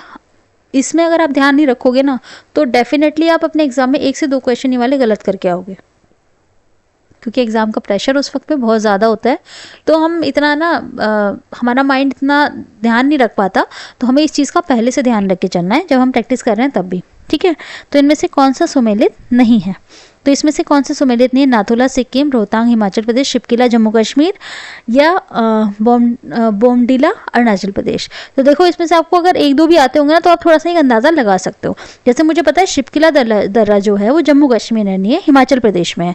ठीक है, तो कौन सा सुमेलित नहीं है, शिपकिला नहीं है। कहाँ पर है ये, इसको थोड़ा सा कट करके, कहाँ पर है ये, हिमाचल में। ठीक है, कहाँ पर है, हिमाचल में। नेक्स्ट क्वेश्चन, रंगीत नदी कहाँ बहती है, रंगीत नदी आपने बताना है कहाँ बहती है, सिक्किम, अरुणाचल प्रदेश, आसाम या मेघालय। तो ये बहुत बड़ी नदी है, सबसे बड़ी नदी है सिक्किम की है, रंगीत नदी कहाँ बहती है, सिक्किम में।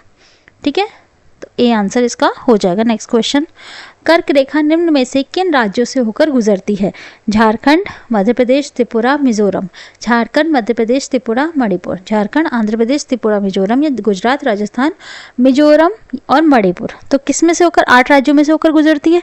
ठीक है, तो इसका सही आंसर हमारा क्या हो जाएगा, झारखंड, मध्य प्रदेश, त्रिपुरा, मिजोरम, यानी ए इसका बिल्कुल सही आंसर हो जाएगा। ठीक है, कौन कौन से 8 राज्य हैं, देखो 8 राज्य हैं हमारे, गुजरात, राजस्थान, मध्य प्रदेश, छत्तीसगढ़, झारखंड, पश्चिम बंगाल, त्रिपुरा, मिजोरम। अच्छा, इसकी ट्रिक याद करने की क्या है, मित्र पर गमछा झार। मित्र से मिजोरम, त्र से त्रिपुरा, पा से पश्चिम बंगाल, र से राजस्थान, ग से गुजरात, म से मध्य प्रदेश, छ से छत्तीसगढ़ और झार से झारखंड। इसीलिए आपको ये 8 के 8 इसलिए याद करना है क्योंकि कल को आपसे शायद ये पूछा जा सकता है कि कर्क रेखा इनमें से किस राज्य से नहीं गुजरती है। तो आपने अच्छे से याद करना है कौन कौन से हैं, मिजोरम, त्रिपुरा, पश्चिम बंगाल, राजस्थान, गुजरात, मध्य प्रदेश, छत्तीसगढ़ और झारखंड। ठीक है, तो आपने 8 के 8 राज्य याद कर लेना है। चाहे तो इसका स्क्रीनशॉट ले लीजिए और चाहिए तो आपको ये PDF मिल जाएगी ऐप पे, आप वहाँ पे जाके इसको एक्सेस कर सकते हैं। ठीक है, नेक्स्ट क्वेश्चन, किस अनुच्छेद में कहा गया है कि राज्य के नीति निदेशक तत्व न्याय योग्य नहीं है। किस अनुच्छेद में ये बात कही गई है, ये बात कही गई अनुच्छेद 37, यानी 20 का सही आंसर हमारा हो जाएगा। राज्य के नीति निदेशक तत्व न्याय योग्य नहीं है, ये कहा गया है अनुच्छेद 37 में। ठीक है, और 36 में कल्याणकारी राज्य की परिभाषा बताई गई है। ठीक है, 37 में अगर आप एक जैसे आपने कोई चीज़ कोई अनुच्छेद पढ़ा है उससे ऊपर वाला भी पढ़ लोगे तो वो थी एक एक रो में चलते रहते हैं, तो आपको ना 2 एक साथ याद हो जाते हैं। ठीक है, तो आपसे हमसे पूछा गया था कि न्याय योग कौन सी अनुच्छेद में नहीं है, नीति निदेशक तत्व 37 में। ठीक है, नेक्स्ट क्वेश्चन, राज्य निर्वाचक आयोग के कौन पदच्युत कर सकता है। मतलब कहने का मतलब ये है कि राज्य निर्वाचक आयोग को कौन पदच्युत कर सकता है, राज्यपाल, राष्ट्रपति, प्रधानमंत्री। जो प्रक्रिया उच्च न्यायालय के न्यायाधीश को हटाने का है, मतलब हटाने वाला है ना, कौन कर सकता है। तो ये है क्या आंसर हो जाएगा इसका, राष्ट्रपति। तो 20 का सही आंसर हो जाएगा। नेक्स्ट क्वेश्चन, नेक्स्ट क्वेश्चन है, निम्न में से राष्ट्रपति के कार्यकाल से संबंधित कौन सा क्रम सही है। आपने बताना है कि निम्न में से राष्ट्रपति के कार्यकाल से संबंधित कौन सा विकल्प आपका सही है। ठीक है, तो आपने विकल्प सारे पढ़ने हैं। उसका सही आंसर हमारा क्या हो जाएगा, फखरुद्दीन अली अहमद, ज्ञानी जयंत सिंह, आर वेंकट रमन और डॉक्टर शंकर। सी, इसका डी आंसर हो जाएगा। इसका डी बिल्कुल सही आंसर हो जाएगा। और ये है राष्ट्रपति के नामों की सूची कि सबसे पहले कौन थे, doctor Rajendra Prasad, doctor Sarvepalli Radhakrishnan, doctor Zakir Hussain, Shri वारागिरी Venkatagiri कार्यवाहक थे ये। फिर वारागिरी वेंकटगिरी, डॉक्टर फरुखुद्दीन अहमद अली अहमद, फिर श्री नीलम संजीव रेड्डी, ज्ञानी जयंत सिंह हो गए, श्री आर वेंकटरामन हो गए, डॉक्टर शंकर दयाल शर्मा हो गए, फिर के आर नारायणम हो गए, फिर डॉक्टर एपीजे अब्दुल कलाम, फिर डॉक्टर श्रीमती प्रतिभा देवी सिंह पाटिल, फिर श्री प्रणब मुखर्जी, रामनाथ कोविंद और अब श्रीमती द्रौपदी मुर्मू। अभी वर्तमान तक ये हैं। ठीक है, ये सारी लिस्ट हो गई। एक बार अच्छे से पढ़ लेना। 1950 से 2022 तक कितने राष्ट्रपति थे, उनका क्रम एक बार देख लेना, याद हो जाएगा। नेक्स्ट क्वेश्चन, भारत में कितने बार आपातकाल लागू हो चुका है। 1 बार, 3 बार, 2 बार या 4 बार। तो कितने बार भारत में आपातकाल लागू हो चुका है, तो भारत में अब तक 3 बार आपातकाल लागू हो चुका है। तो तीसरा इसका आंसर हो जाएगा बी, बिल्कुल सही हो जाएगा। एक कब हुआ था, 1962 से 68 के आसपास, जब वो पाकिस्तान के साथ भारत का युद्ध हुआ था। फिर 1971 से 75 तक जैसे भारत पाकिस्तान का दोबारा युद्ध जब हुआ था। फिर 75 से 77 इंदिरा गांधी द्वारा आंतरिक अशांति के आधार पर लगाया गया था। तो 3 बार अब तक लग चुका है। नेक्स्ट क्वेश्चन, संविधान के उद्देशिका में किस मौलिक अधिकार का वर्णन नहीं है। उद्देशिका यानी प्रस्तावना, इसकी प्रस्तावना में किस मौलिक अधिकार का वर्णन नहीं है। आर्थिक स्वतंत्रता, विचार की स्वतंत्रता, विश्वास की स्वतंत्रता या अभिव्यक्ति की स्वतंत्रता। तो इसमें क्या आंसर हो जाएगा, आर्थिक स्वतंत्रता का इसमें कहीं वर्णन नहीं है। तो इसका आंसर ए बिल्कुल सही हो जाएगा। ठीक है, तो इसका सही आंसर हमारा क्या हो जाएगा, ए हो जाएगा। उद्देशिका यानी प्रस्तावना, इसको संविधान की आत्मा या कुंजी भी कहा जाता है। ठीक है, नेक्स्ट क्वेश्चन, पंचायती राज की व्यवस्था से संबंधित समिति कौन सी है। मल्होत्रा समिति, रेखा समिति, बलवंत राय मेहता समिति या देशमुख समिति। तो पंचायती राज की व्यवस्था से संबंधित जो समिति है वो बलवंत राय मेहता समिति है। तो सी इसका बिल्कुल सही आंसर हो जाएगा। ठीक है, नेक्स्ट क्वेश्चन, अंतर्राज्यीय परिषद का गठन किस समिति की सिफारिश पर की गई थी। अंतर्राज्यीय परिषद का गठन तो किस समिति की सिफारिश पर, केलकर समिति, संथानम समिति, नियोगी समिति या राजमन्नार समिति। तो इसका सही आंसर हो जाएगा राजमन्नार समिति। किसका, अंतर्राज्यीय परिषद का गठन कौन सा, राजमन्नार समिति। ठीक है, नेक्स्ट क्वेश्चन, उद्देशिका में 42वें संविधान संशोधन में कौन सा शब्द जोड़ा गया। समाजवाद, धर्मनिरपेक्ष लोकतांत्रिक, समाजवाद, पंथ निरपेक्ष अखंडता, समाजवाद, लोकतंत्र अखंडता, इनमें से कोई नहीं। तो कौन सा 3 शब्द जोड़े गए थे, कौन कौन से, समाजवाद, पंथ निरपेक्ष और अखंडता, यानी 20 का सही आंसर हो जाएगा। ठीक है, एकता या अखंडता जो भी आप बोलो। ठीक है, तो कभी कभी यहाँ पे एकता भी लिखा हुआ आ सकता है। ओके, नेक्स्ट क्वेश्चन, 93 भारत के राष्ट्रपति को किस प्रकार पदच्युत किया जा सकता है, हटाया जा सकता है। विधायी प्रक्रिया, न्यायिक प्रक्रिया, संसदीय प्रक्रिया, उपयोग में से कोई नहीं। तो भारत के राष्ट्रपति को संसदीय प्रक्रिया द्वारा हटाया जा सकता है। ठीक है, यानी हमारा सी सही आंसर हमारा हो जाएगा। ठीक है, नेक्स्ट क्वेश्चन, संघात्मक सरकार में क्या होता है। संघात्मक सरकार में क्या होता है, शक्तियों का विकेंद्रीकरण, प्रांतों की श्रेष्ठता, केंद्र और राज्य में समानता या शक्तियों का एकत्रीकरण। तो संघात्मक जो सरकार होती है उसमें शक्तियों का विकेंद्रीकरण होता है। ठीक है, शक्तियों का विकेंद्रीकरण होता है। तो हमारा क्या आंसर हो जाएगा, ए इसका बिल्कुल सही आंसर हो जाएगा। नेक्स्ट क्वेश्चन, भारत का राष्ट्रीय वृक्ष क्या है। भारत का राष्ट्रीय वृक्ष आपने बताना है, नीम, आम, बरगद या पीपल। तो जो राष्ट्रीय वृक्ष है वो हो जाएगा हमारा बरगद का पेड़। तो हमारा सी बिल्कुल सही आंसर हो जाएगा। तो आपने ये चीज़ें पढ़नी, राष्ट्रीय पशु क्या है, राष्ट्रीय पक्षी क्या है, मोर, पशु क्या है, बाघ, राष्ट्रीय वृक्ष है बरगद, राष्ट्रीय ध्वज तिरंगा, राष्ट्रीय पुष्प कमल, राष्ट्रीय गान जनगणमन अधिनायक, राष्ट्रीय फल आम, राष्ट्रीय गीत वंदे मातरम। देखो गान और गीत में ना अंतर वो होता है, आपको कन्फ्यूजन होता है, तो आप अच्छे से देखना, राष्ट्रीय गान जनगणमन, राष्ट्रीय गीत वंदे मातरम, राष्ट्रीय खेल हॉकी और राष्ट्रीय प्रतीक अशोक का सिंह स्तंभ। ठीक है, नेक्स्ट क्वेश्चन, भारत का राष्ट्रीय जलीय जीव कौन सा है, ये बताओ। चलो भारत का राष्ट्रीय जलीय जीव, मांगुर मछली, घड़ियाल, गंगा की डॉल्फिन या मगरमच्छ। तो कौन सा राष्ट्रीय जलीय जीव है, गंगा की डॉल्फिन, यानी सी बिल्कुल सही आंसर हो जाएगा। और ये अच्छा इंपॉर्टेंट क्वेश्चन है, ठीक है, इंपॉर्टेंट भी है और इंटरेस्टिंग भी है। नेक्स्ट क्वेश्चन है हमारा, चिली की चुकीमात खाने किस लिए प्रसिद्ध हैं। चिली की चुकीमात खाने किसके लिए प्रसिद्ध है, टिन, कॉपर, लौह या गंधक। खाने वाला खाना नहीं है ये खान जो जहाँ पे जैसे वो नहीं होते खनिज वगैरह मिलते हैं, वो वाली खाने, चुकीमात खाने चिली की किसके लिए प्रसिद्ध हैं। तो ये हैं कॉपर उत्पादन के लिए, यानी बी इसका बिल्कुल सही आंसर हो जाएगा, ठीक है। चलो, अच्छा, चिली को ना तांबे की राजधानी भी कहा जाता है, ये भी लिख लो, फिर हो सकता है ये क्वेश्चन आ जाए। चिली को तांबे की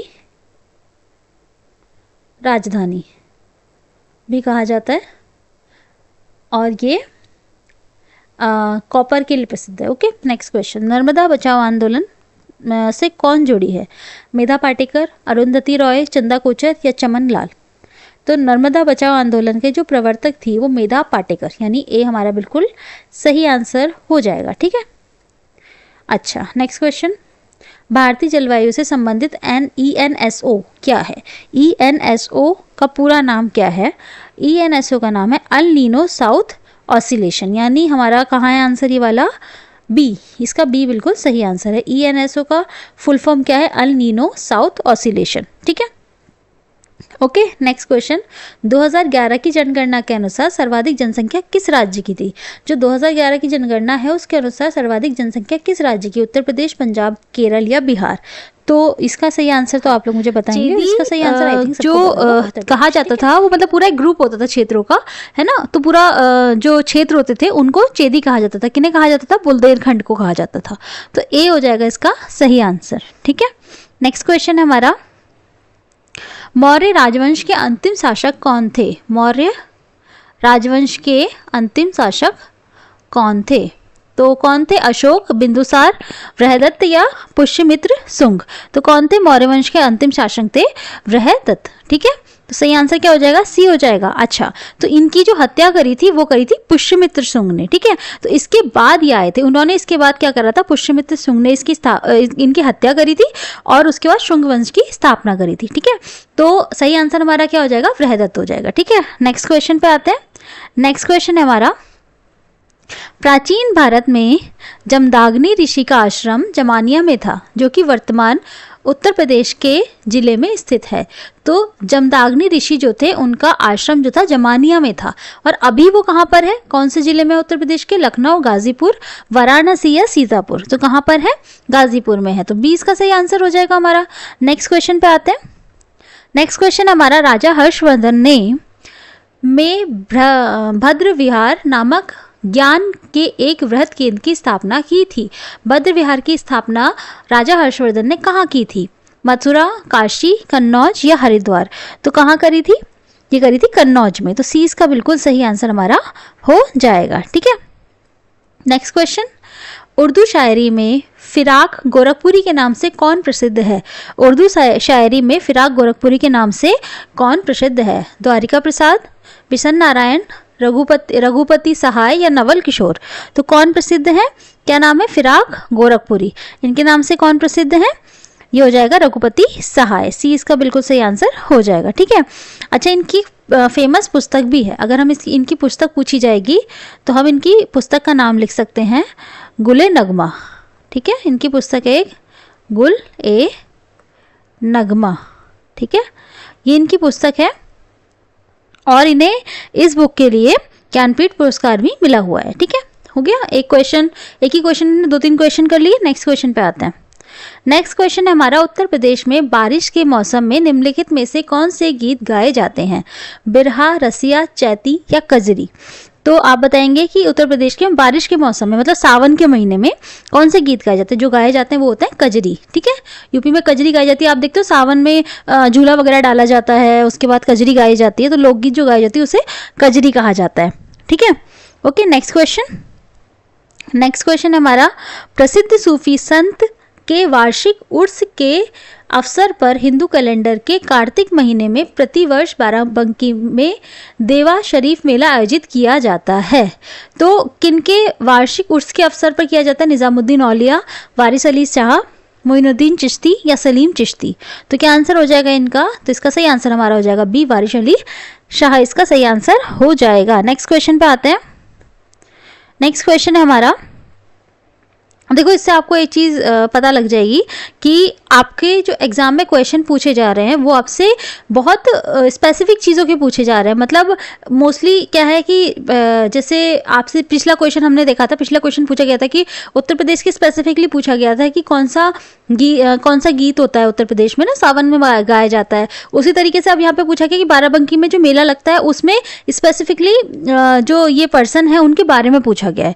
तो आपने ऐसा नहीं है कि बस आपसे करंट अफेयर्स ही पूछी जाएगी, आपसे यहाँ पे ये चीज़ें भी पूछी जा सकती हैं, तो आपने इसका भी ध्यान रखना है। ठीक है, नेक्स्ट क्वेश्चन हमारा, भारत में किस राज्य भर के सभी घरों में छत पर बारिश के पानी का संग्रहण करना अनिवार्य कर दिया गया है?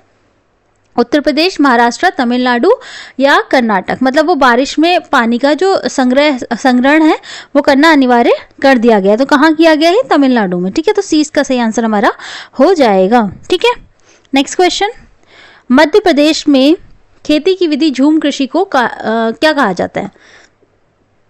खेती की विधि कौन सी? झूम कृषि जो है उसको क्या कहा जाता है मध्य प्रदेश में? ठीक है, आपने बताना है क्या कहा जाता है।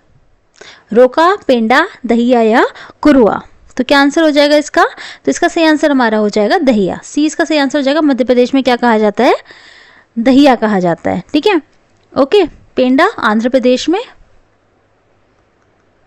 आंध्र में कहते हैं पेंडा, और रोका ब्राज़ील में, और कुरुआ झारखंड में। ठीक है, ओके। नेक्स्ट क्वेश्चन, 17वीं सदी के दौरान इब्राहिम अली शाह द्वितीय द्वारा लिखी गई कौन सी निम्नलिखित पुस्तक हिंदू देवताओं और मुस्लिम सूफियों के गुणगान से संबंधित है? आपने बताना है कि इसमें से कौन सी ऐसी पुस्तक है जो हिंदू देवताओं और मुस्लिम सूफियों के गुणगान के से संबंधित है। गीत गोविंद, किताबे नवरस, बादशाहनामा या मुंतखाब उल तवारिख। बताइए क्या आंसर हो जाएगा इसका? इसका सही आंसर हमारा हो जाएगा किताबे नवरस। किताबे नवरस किसने लिखी है? इब्राहिम अली शाह द्वितीय ने। ठीक है, ओके। नेक्स्ट क्वेश्चन, अच्छा गीत गोविंद से क्वेश्चन आता है। गीत गोविंद किसने लिखी है? जयदेव ने लिखी है। ठीक है, ये क्वेश्चन आता है आपके एग्जाम में, तो इसको भी अच्छे से आपने कर लेना है। नेक्स्ट क्वेश्चन, कर्नाटक संगीत में अलापना हिंदी शास्त्रीय संगीत के समान होता है। मतलब इसमें जो अलापना है ये शब्द हिंदुस्तानी शास्त्रीय संगीत के किस शब्द के समान होता है? तराना, ताप, आलाप या तिलाना। तो अलापना जो होता है वो आलाप के समान होता है, तो सी इसका सही आंसर हमारा हो जाएगा। ठीक है, नेक्स्ट क्वेश्चन हमारा, निम्नलिखित में से कौन सा विकल्प राजस्थान में स्थित राष्ट्रीय उद्यान और वन्यजीव अभयारण्य के संबंध में गलत है? इसमें से कौन सा विकल्प राजस्थान में स्थित राष्ट्रीय उद्यान और वन्यजीव अभयारण्य के संबंध में गलत है? केवलादेव राष्ट्रीय उद्यान, रणथंभौर राष्ट्रीय उद्यान, सरिस्का टाइगर रिजर्व या सह्याद्री टाइगर रिजर्व। तो आपने बताना है कि कौन सा गलत है। तो कौन सा गलत है? डी गलत है ना। ये तीनों राजस्थान में है, पर ये राजस्थान में नहीं है, महाराष्ट्र में है। ठीक है, कहाँ पर है ये? महाराष्ट्र में है। ठीक है, ओके। नेक्स्ट क्वेश्चन, हमसे पूछा गया था राजस्थान में कौन सा है ना, राजस्थान में कौन सा है, तो हमने बता दिया कौन सा है। नेक्स्ट क्वेश्चन, 63 क्वेश्चन हमारा, 1831 में board of revenue Uttar Pradesh की स्थापना कहाँ की गई थी? लखनऊ, इलाहाबाद, बरेली या रामपुर। तो कहाँ की गई थी? इलाहाबाद में की गई थी, तो 20 का सही आंसर हो जाएगा। नेक्स्ट क्वेश्चन है हमारा, निम्नलिखित में से कौन सी कल्पना चावला की जीवनी है और जॉन पियर हैरिसन द्वारा लिखी गई है? सिंपल है, आपने कल्पना चावला की जीवनी बतानी है। Age of time, flood of fire, the mother I never knew, dare to do for the new generation. तो क्या आंसर हो जाएगा इसका? तो इसका सही आंसर हो जाएगा हमारा age of time. Age of time ये जो है ये कल्पना चावला की जीवनी, और किन्होंने लिखा है? जॉन पियर हैरिसन द्वारा लिखी गई है। ठीक है, नेक्स्ट क्वेश्चन, अच्छा एक चीज़ और पूछी जाती है इसमें से, आपसे ये पूछा जा सकता है कि फ्लड ऑफ फायर ये किसकी बुक है? तो ये बुक जो है ये है अमिताभ घोष की। ठीक है, बुक से रिलेटेड जो मेन बुक है ना, जो देखो अभी न्यू लॉन्च हुई है वो तो आपसे पूछी जाती है, लेकिन जो कुछ ऐसी बुक्स हैं जो एवरग्रीन है, जो हमेशा से चलती आई है और हमेशा एग्जाम में कहीं ना कहीं पूछी जाती है, तो आपने वो बुक्स भी याद हमेशा रखनी होती है। तो आप एक बार देख लेना इसको, इसमें से आपके 4 क्वेश्चन कवर हो जाएंगे। फ्लड ऑफ फायर किसकी? अमिताभ घोष की बुक है। अच्छा, the mother I never new, ये है सुधा मूर्ति जी की, ठीक है, सुधा मूर्ति जी की बुक है, सुधा मूर्ति की बुक है। अच्छा ठीक है, और अब आया dare to do for the new generation, ये है किरण बेदी की बुक, किरण बेदी की बुक है ये, ठीक है, ओके। चलिए नेक्स्ट क्वेश्चन पे आते हैं, इसे सही से लिख देते हैं, किरण बेदी की बुक है। नेक्स्ट क्वेश्चन है हमारा, भारतीय संविधान के आर्टिकल 326 के अनुसार प्रत्येक राज्य की विधानसभा और विधान परिषद के चुनाव वयस्क मताधिकार के आधार पर होंगे। वयस्क मताधिकार से तात्पर्य है कि प्रत्येक भारतीय नागरिक की उम्र चुनाव में भाग लेने के लिए कितने वर्ष से कम नहीं होनी चाहिए। कहने का मतलब, देखो बहुत बड़ा क्वेश्चन है, पर इसे कहने का मतलब सिंपल सा है कि आपने बताना है कि मतदान करने के लिए सबसे मतलब मिनिमम एज कितनी होनी चाहिए। ये तो हमको बहुत आराम से पता रहता है, हम जनरल टॉक में भी सारी बातें करते हैं। 18 ईयर्स यानी 18 साल होनी चाहिए मिनिमम, चुनाव देने के लिए, वोट देने के लिए जो आय होनी चाहिए वो आयु होनी चाहिए वो 18 साल होनी चाहिए, ओके। तो इसका क्या आंसर हो जाएगा? 18 वर्ष हो जाएगा। नेक्स्ट क्वेश्चन है हमारा, भारतीय संविधान के निम्नलिखित मौलिक अधिकारों में से कौन सा 14 वर्ष से कम उम्र के बच्चों के रोजगार पर प्रतिबंध लगाता है?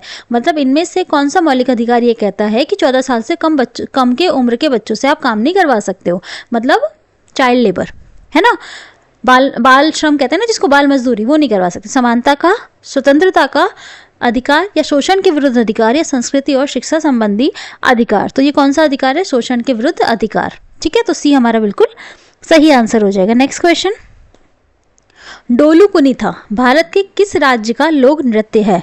डोलू कुनीथा आपने बताना है, आपने लोक नृत्य अच्छे से याद कर लेना है, क्योंकि आपसे ये क्वेश्चन पूछा ही जाता है एग्जाम में कि मतलब कौन से राज्य का ये कौन सा नृत्य है, ये सब चीज़ें आपसे पूछी जाती हैं। तो डोलू कुनीथा जो है वो कर्नाटक का है, ठीक है। तो क्या आंसर हो जाएगा इसका? डी आंसर हो जाएगा, कर्नाटक, ठीक है। नेक्स्ट क्वेश्चन है हमारा, हाँ देखो ये हमारी इमेजेस हैं डोलू कुनीथा की, कि ऐसे होता है, ड्रम्स के साथ होता है, और ये हमारी कुछ इमेजेस हैं, कर्नाटक का ये नृत्य है, ठीक है। नेक्स्ट क्वेश्चन, लक्षद्वीप के लोग मलयालम के अलावा कौन सी दूसरी भाषा बोलते हैं? लक्षद्वीप के लोग मलयालम के अलावा कौन सी दूसरी भाषा बोलते हैं? तमिल, महल, बंगाली या हिंदी? तो आपने बताना है कि कौन सी दूसरी भाषा बोलते हैं। तो इसका सही आंसर हमारा क्या हो जाएगा? इसका सही आंसर हमारा हो जाएगा बी, महल, इसका सही आंसर हमारा हो जाएगा, ठीक है। नेक्स्ट क्वेश्चन पे आते हैं। नेक्स्ट क्वेश्चन है हमारा, शिवाजी के छोटे बेटे का नाम बताएं जो कि तीसरे छत्रपति थे। राजाराम, संभाजी, शाहू या बाजीराव? तो जो शिवाजी के छोटे बेटे का नाम आपने बताना है, तो क्या नाम हो जाएगा इनका? छोटे बेटे का नाम हो जाएगा राजा राम, ठीक है। राजा राम इनके छोटे बेटे का नाम हो जाएगा, ठीक है। तो हुआ क्या था कि जो शिवाजी महाराज है, इनके जो पिताजी थे वो शाहजी भोसले, माता है जीजाबाई, ठीक है। तो शिवाजी महाराज के जो पिताजी हैं वो है शाहजी भोसले, ये आपसे पूछ लिया जाता है, इसलिए एक क्वेश्चन में हम कई सारे क्वेश्चन कवर कर लेते हैं, ठीक है।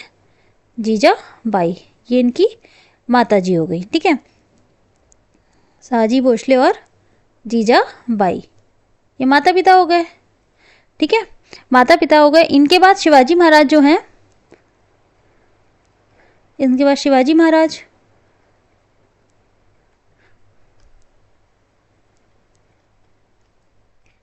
शिवाजी महाराज हो गए, और शिवाजी महाराज के 2 बेटे और 6 बेटियां थी, ठीक है। इनके 2 बेटे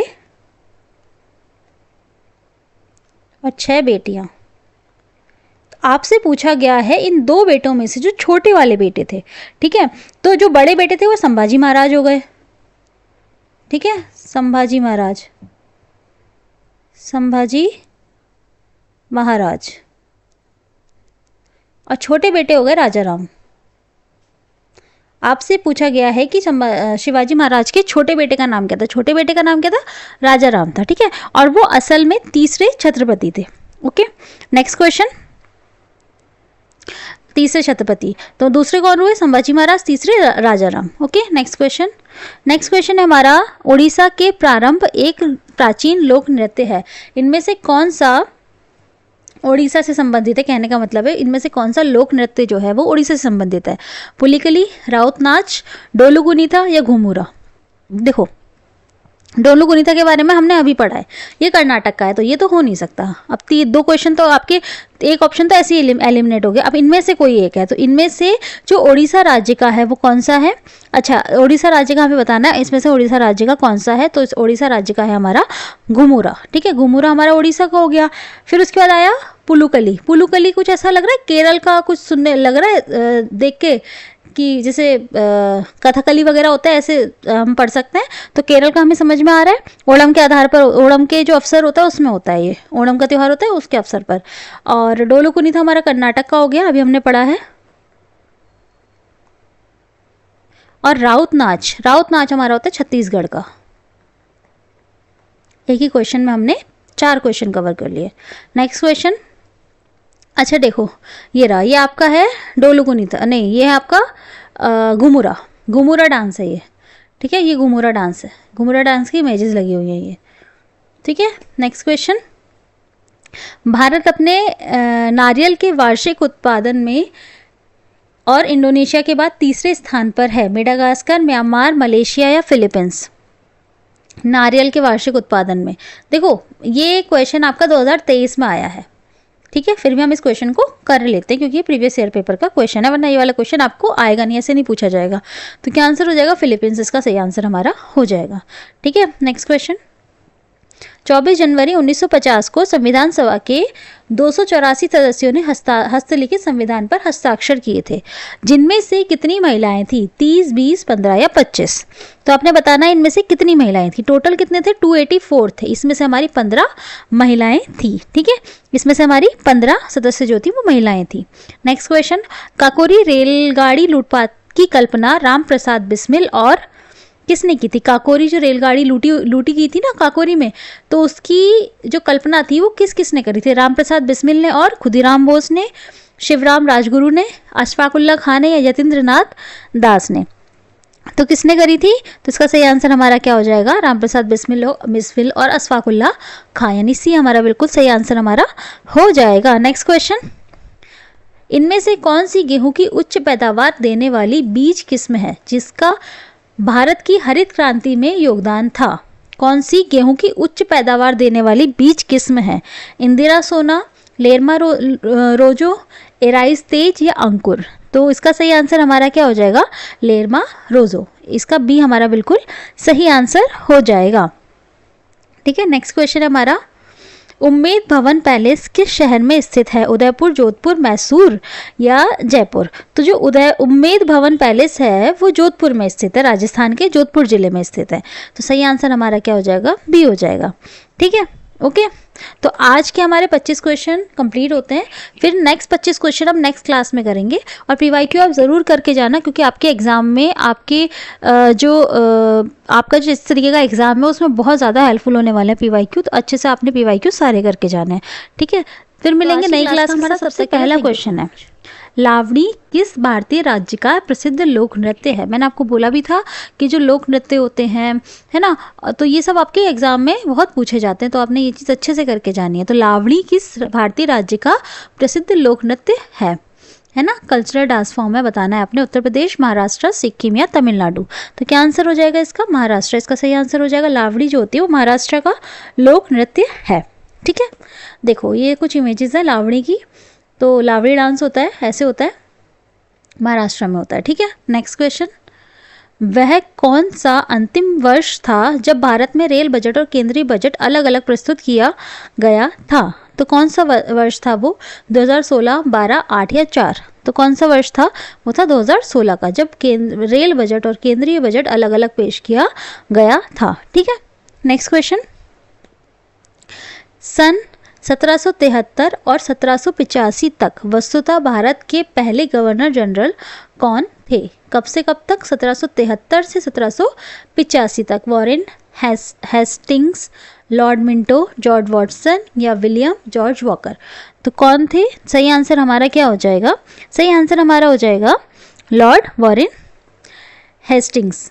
ठीक है, नेक्स्ट क्वेश्चन है हमारा, ए सही आंसर हो जाएगा। नेक्स्ट क्वेश्चन है हमारा 79, निवेश जानकारी और क्रेडिट रेटिंग एजेंसी ICRA का मुख्यालय कहाँ पर है? ICRA का मुख्यालय आपसे पूछा गया है कहाँ पर है? मुंबई, बेंगलुरु, गुरुग्राम या चेन्नई। ठीक है, तो इसका आपने आंसर बताना है। इसका आंसर है हमारा गुड़गांव में है, यानी गुरुग्राम में है। ठीक है, नेक्स्ट क्वेश्चन, नियॉन लैंप का आविष्कार किसके द्वारा किया गया था? नियॉन लैंप का आविष्कार किसके द्वारा किया गया था?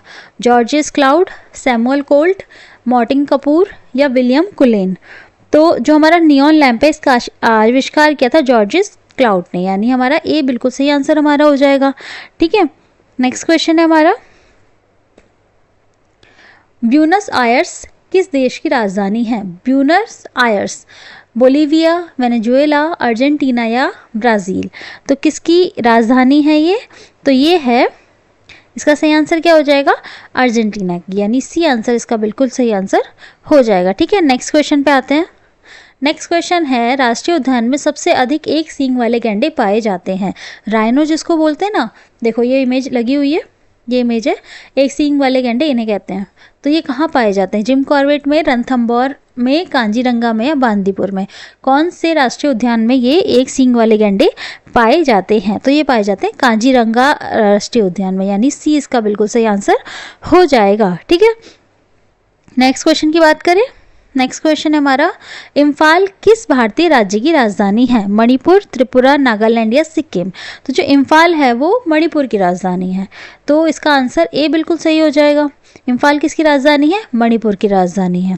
ठीक है, और त्रिपुरा की राजधानी अगरतला हो जाएगी, नागालैंड की राजधानी कोहिमा हो जाएगी, है ना, और सिक्किम की गैंगटॉक हो जाएगी। हम लिख भी देते हैं साथ साथ। इम्फाल किसकी राजधानी? मणिपुर की राजधानी है। त्रिपुरा की राजधानी हो जाएगी अगरतला, नागालैंड की राजधानी हो जाएगी कोहिमा, और सिक्किम की राजधानी हो जाएगी गैंगटॉक। नेक्स्ट क्वेश्चन, भारत में निम्नलिखित में से कौन सा शहर कर्क रेखा से सबसे दूर है? गांधीनगर, रांची, अगरतला या भुवनेश्वर। निम्नलिखित में से कौन सा शहर कर्क रेखा से सबसे दूर है? क्या आंसर हो जाएगा इसका? इसका सही आंसर हो जाएगा भुवनेश्वर, यानी डी इसका बिल्कुल सही आंसर हो जाएगा। ये उड़ीसा की राजधानी भी है और कर्क रेखा से सबसे दूर पड़ता है ये। ठीक है, ओके, नेक्स्ट क्वेश्चन है हमारा, हॉर्नबिल महोत्सव निम्नलिखित में से किस राज्य में मनाया जाता है? हॉर्नबिल एक बर्ड होती है, उसके आधार पे मनाया जाता है ये, और ये कहाँ मनाया जाता है? नागालैंड में, पश्चिम बंगाल में, सिक्किम में या बिहार में। तो हॉर्नबिल महोत्सव मनाया जाता है नागालैंड में। बहुत फेमस फेस्टिवल है ये, और इससे क्वेश्चन मैंने देखा है मोस्टली एग्जाम्स में आता ही आता है, तो आपने इसको याद करके जाना है। ये कहाँ होता है? नागालैंड में होता है, और इसका जो नामकरण है वो हॉर्नबिल एक पक्षी होता है उसके नाम पे किया गया है। ठीक है, और ये बहुत ज़्यादा फेमस फेस्टिवल है नागालैंड का। नेक्स्ट क्वेश्चन है हमारा, निर्माण के पश्चात आज़ाद हिंद फौज अंग्रेजी भारतीय सेना के विरुद्ध किस क्षेत्र में कार्रवाई कर रही थी? निर्माण के पश्चात आज़ाद हिंद फौज अंग्रेजी भारतीय सेना के विरुद्ध किस क्षेत्र में कार्रवाई कर रही थी? बलूचिस्तान, सियाचिन, सिक्किम या इम्फाल कोहिमा। बताइए क्या आंसर हो जाएगा इसका? तो इसका सही आंसर हमारा हो जाएगा इम्फाल और वर्मा, यानी कोहिमा में हो रही थी। इम्फाल एवं वर्मा में इसकी कार्यवाही चल रही थी। ठीक है, निर्माण के पश्चात अंग्रेजी सेना के विरुद्ध इम्फाल की साइड में ये काम हो रहा था। मतलब ये सब जितना भी कहते हैं ना कि भारतीय सेना के विरुद्ध जो भी षड्यंत्र रच रहे जा रहे थे, या जो भी उनके विरुद्ध कार्रवाई की जा रही थी, वो इम्फाल की साइड की जा रही थी। ठीक है, नेक्स्ट क्वेश्चन, महाराष्ट्र के पोला त्योहार में किस जानवर की पूजा की जाती है? महाराष्ट्र के पोला त्योहार में, एक पोला त्योहार होता है, कहाँ होता है? महाराष्ट्र में होता है। देखो ये भी आपको क्वेश्चन में भी कुछ चीज़ें मिल जाएंगी, ये भी अच्छे से आपने करके जाना है। हो सकता है कल को क्वेश्चन आ जाए कि पोला त्योहार कहाँ मनाया जाता है, तो होता है महाराष्ट्र में। ठीक है, किस जानवर की पूजा की जाती है? सिंह, वृषभ, हाथी या सांप। तो किसकी पूजा की जाती है? वृषभ की पूजा की जाती है। ठीक है, तो बी इसका बिल्कुल सही आंसर हो जाएगा। ठीक है, नेक्स्ट क्वेश्चन की बात करें। नेक्स्ट क्वेश्चन है हमारा, भारत का संविधान भारत के महान्यायवादी की नियुक्ति का अधिकार किसे देता है? भारत का संविधान भारत के महान्यायवादी की नियुक्ति का अधिकार किसे देता है? प्रधानमंत्री, राष्ट्रपति, मुख्य न्यायाधीश या राज्यसभा? किसे देता है? राष्ट्रपति को देता है। ठीक है, अधिकार राष्ट्रपति को देता है और अनुच्छेद कौन सा? 76 फर्स्ट। ठीक है, इसमें देता है। ओके, नेक्स्ट क्वेश्चन हमारा कि राइसटेक कंपनी ने 1990 के दशक में बासमती चावल पर एकाधिकार प्राप्त करने का प्रयास किया था। यूनाइटेड किंगडम, कनाडा, संयुक्त राज्य अमेरिका या ऑस्ट्रेलिया? तो किसकी राइसटेक कंपनी ने 1990 के दशक में बासमती चावल पर एकाधिकार प्राप्त करने का प्रयास किया था? तो किसकी कंपनी थी? संयुक्त राज्य अमेरिका, यानी सी इसका बिल्कुल सही आंसर हो जाएगा। नेक्स्ट क्वेश्चन है हमारा, भारत का मूल रूप संविधान किसके हाथ से लिखा गया था? रफ़ी अहमद किदवई, कैलाश नाथ किदवई, प्रेम विहारी नारायण रायजादा या कन्हैया लाल माणिक लाल मुंशी? तो क्या आंसर हो जाएगा इसका? इसका सही आंसर हमारा हो जाएगा प्रेम विहारी नारायण रायजादा, यानी सी इसका बिल्कुल सही आंसर हो जाएगा। ठीक है, नेक्स्ट क्वेश्चन, जब महात्मा गांधी को रेलगाड़ी से जबरन उतारा गया था तो वे दक्षिण अफ्रीका से कहाँ जा रहे थे? प्रिटोरिया, जोहान्सबर्ग, केप टाउन या डरबन? तो महात्मा गांधी को जब रेलगाड़ी से उतारा गया था तो वो कहाँ जा रहे थे? वो जा रहे थे प्रिटोरिया, दक्षिण अफ्रीका में कहाँ जा रहे थे? प्रिटोरिया जा रहे थे। ठीक है, तो हुआ क्या था कि पहले के टाइम में ऐसा चलता था ना वहाँ पे कि मतलब नीग्रो लोगों के लिए आपको अलग कानून दिखते थे या काले गोरे का भेद होता था वहाँ पे। तो महात्मा गांधी के बाद टिकट भी था, है ना, प्रथम श्रेणी के डब्बे में वो यात्रा कर रहे थे, लेकिन प्रथम श्रेणी का डब्बा जो होता है वो गोरे लोगों के लिए आरक्षित होता था। तो रंग की वजह से उनके पास प्रॉपर टिकट था, फिर भी उन्हें ज़बरदस्ती वहाँ से उतार दिया गया था।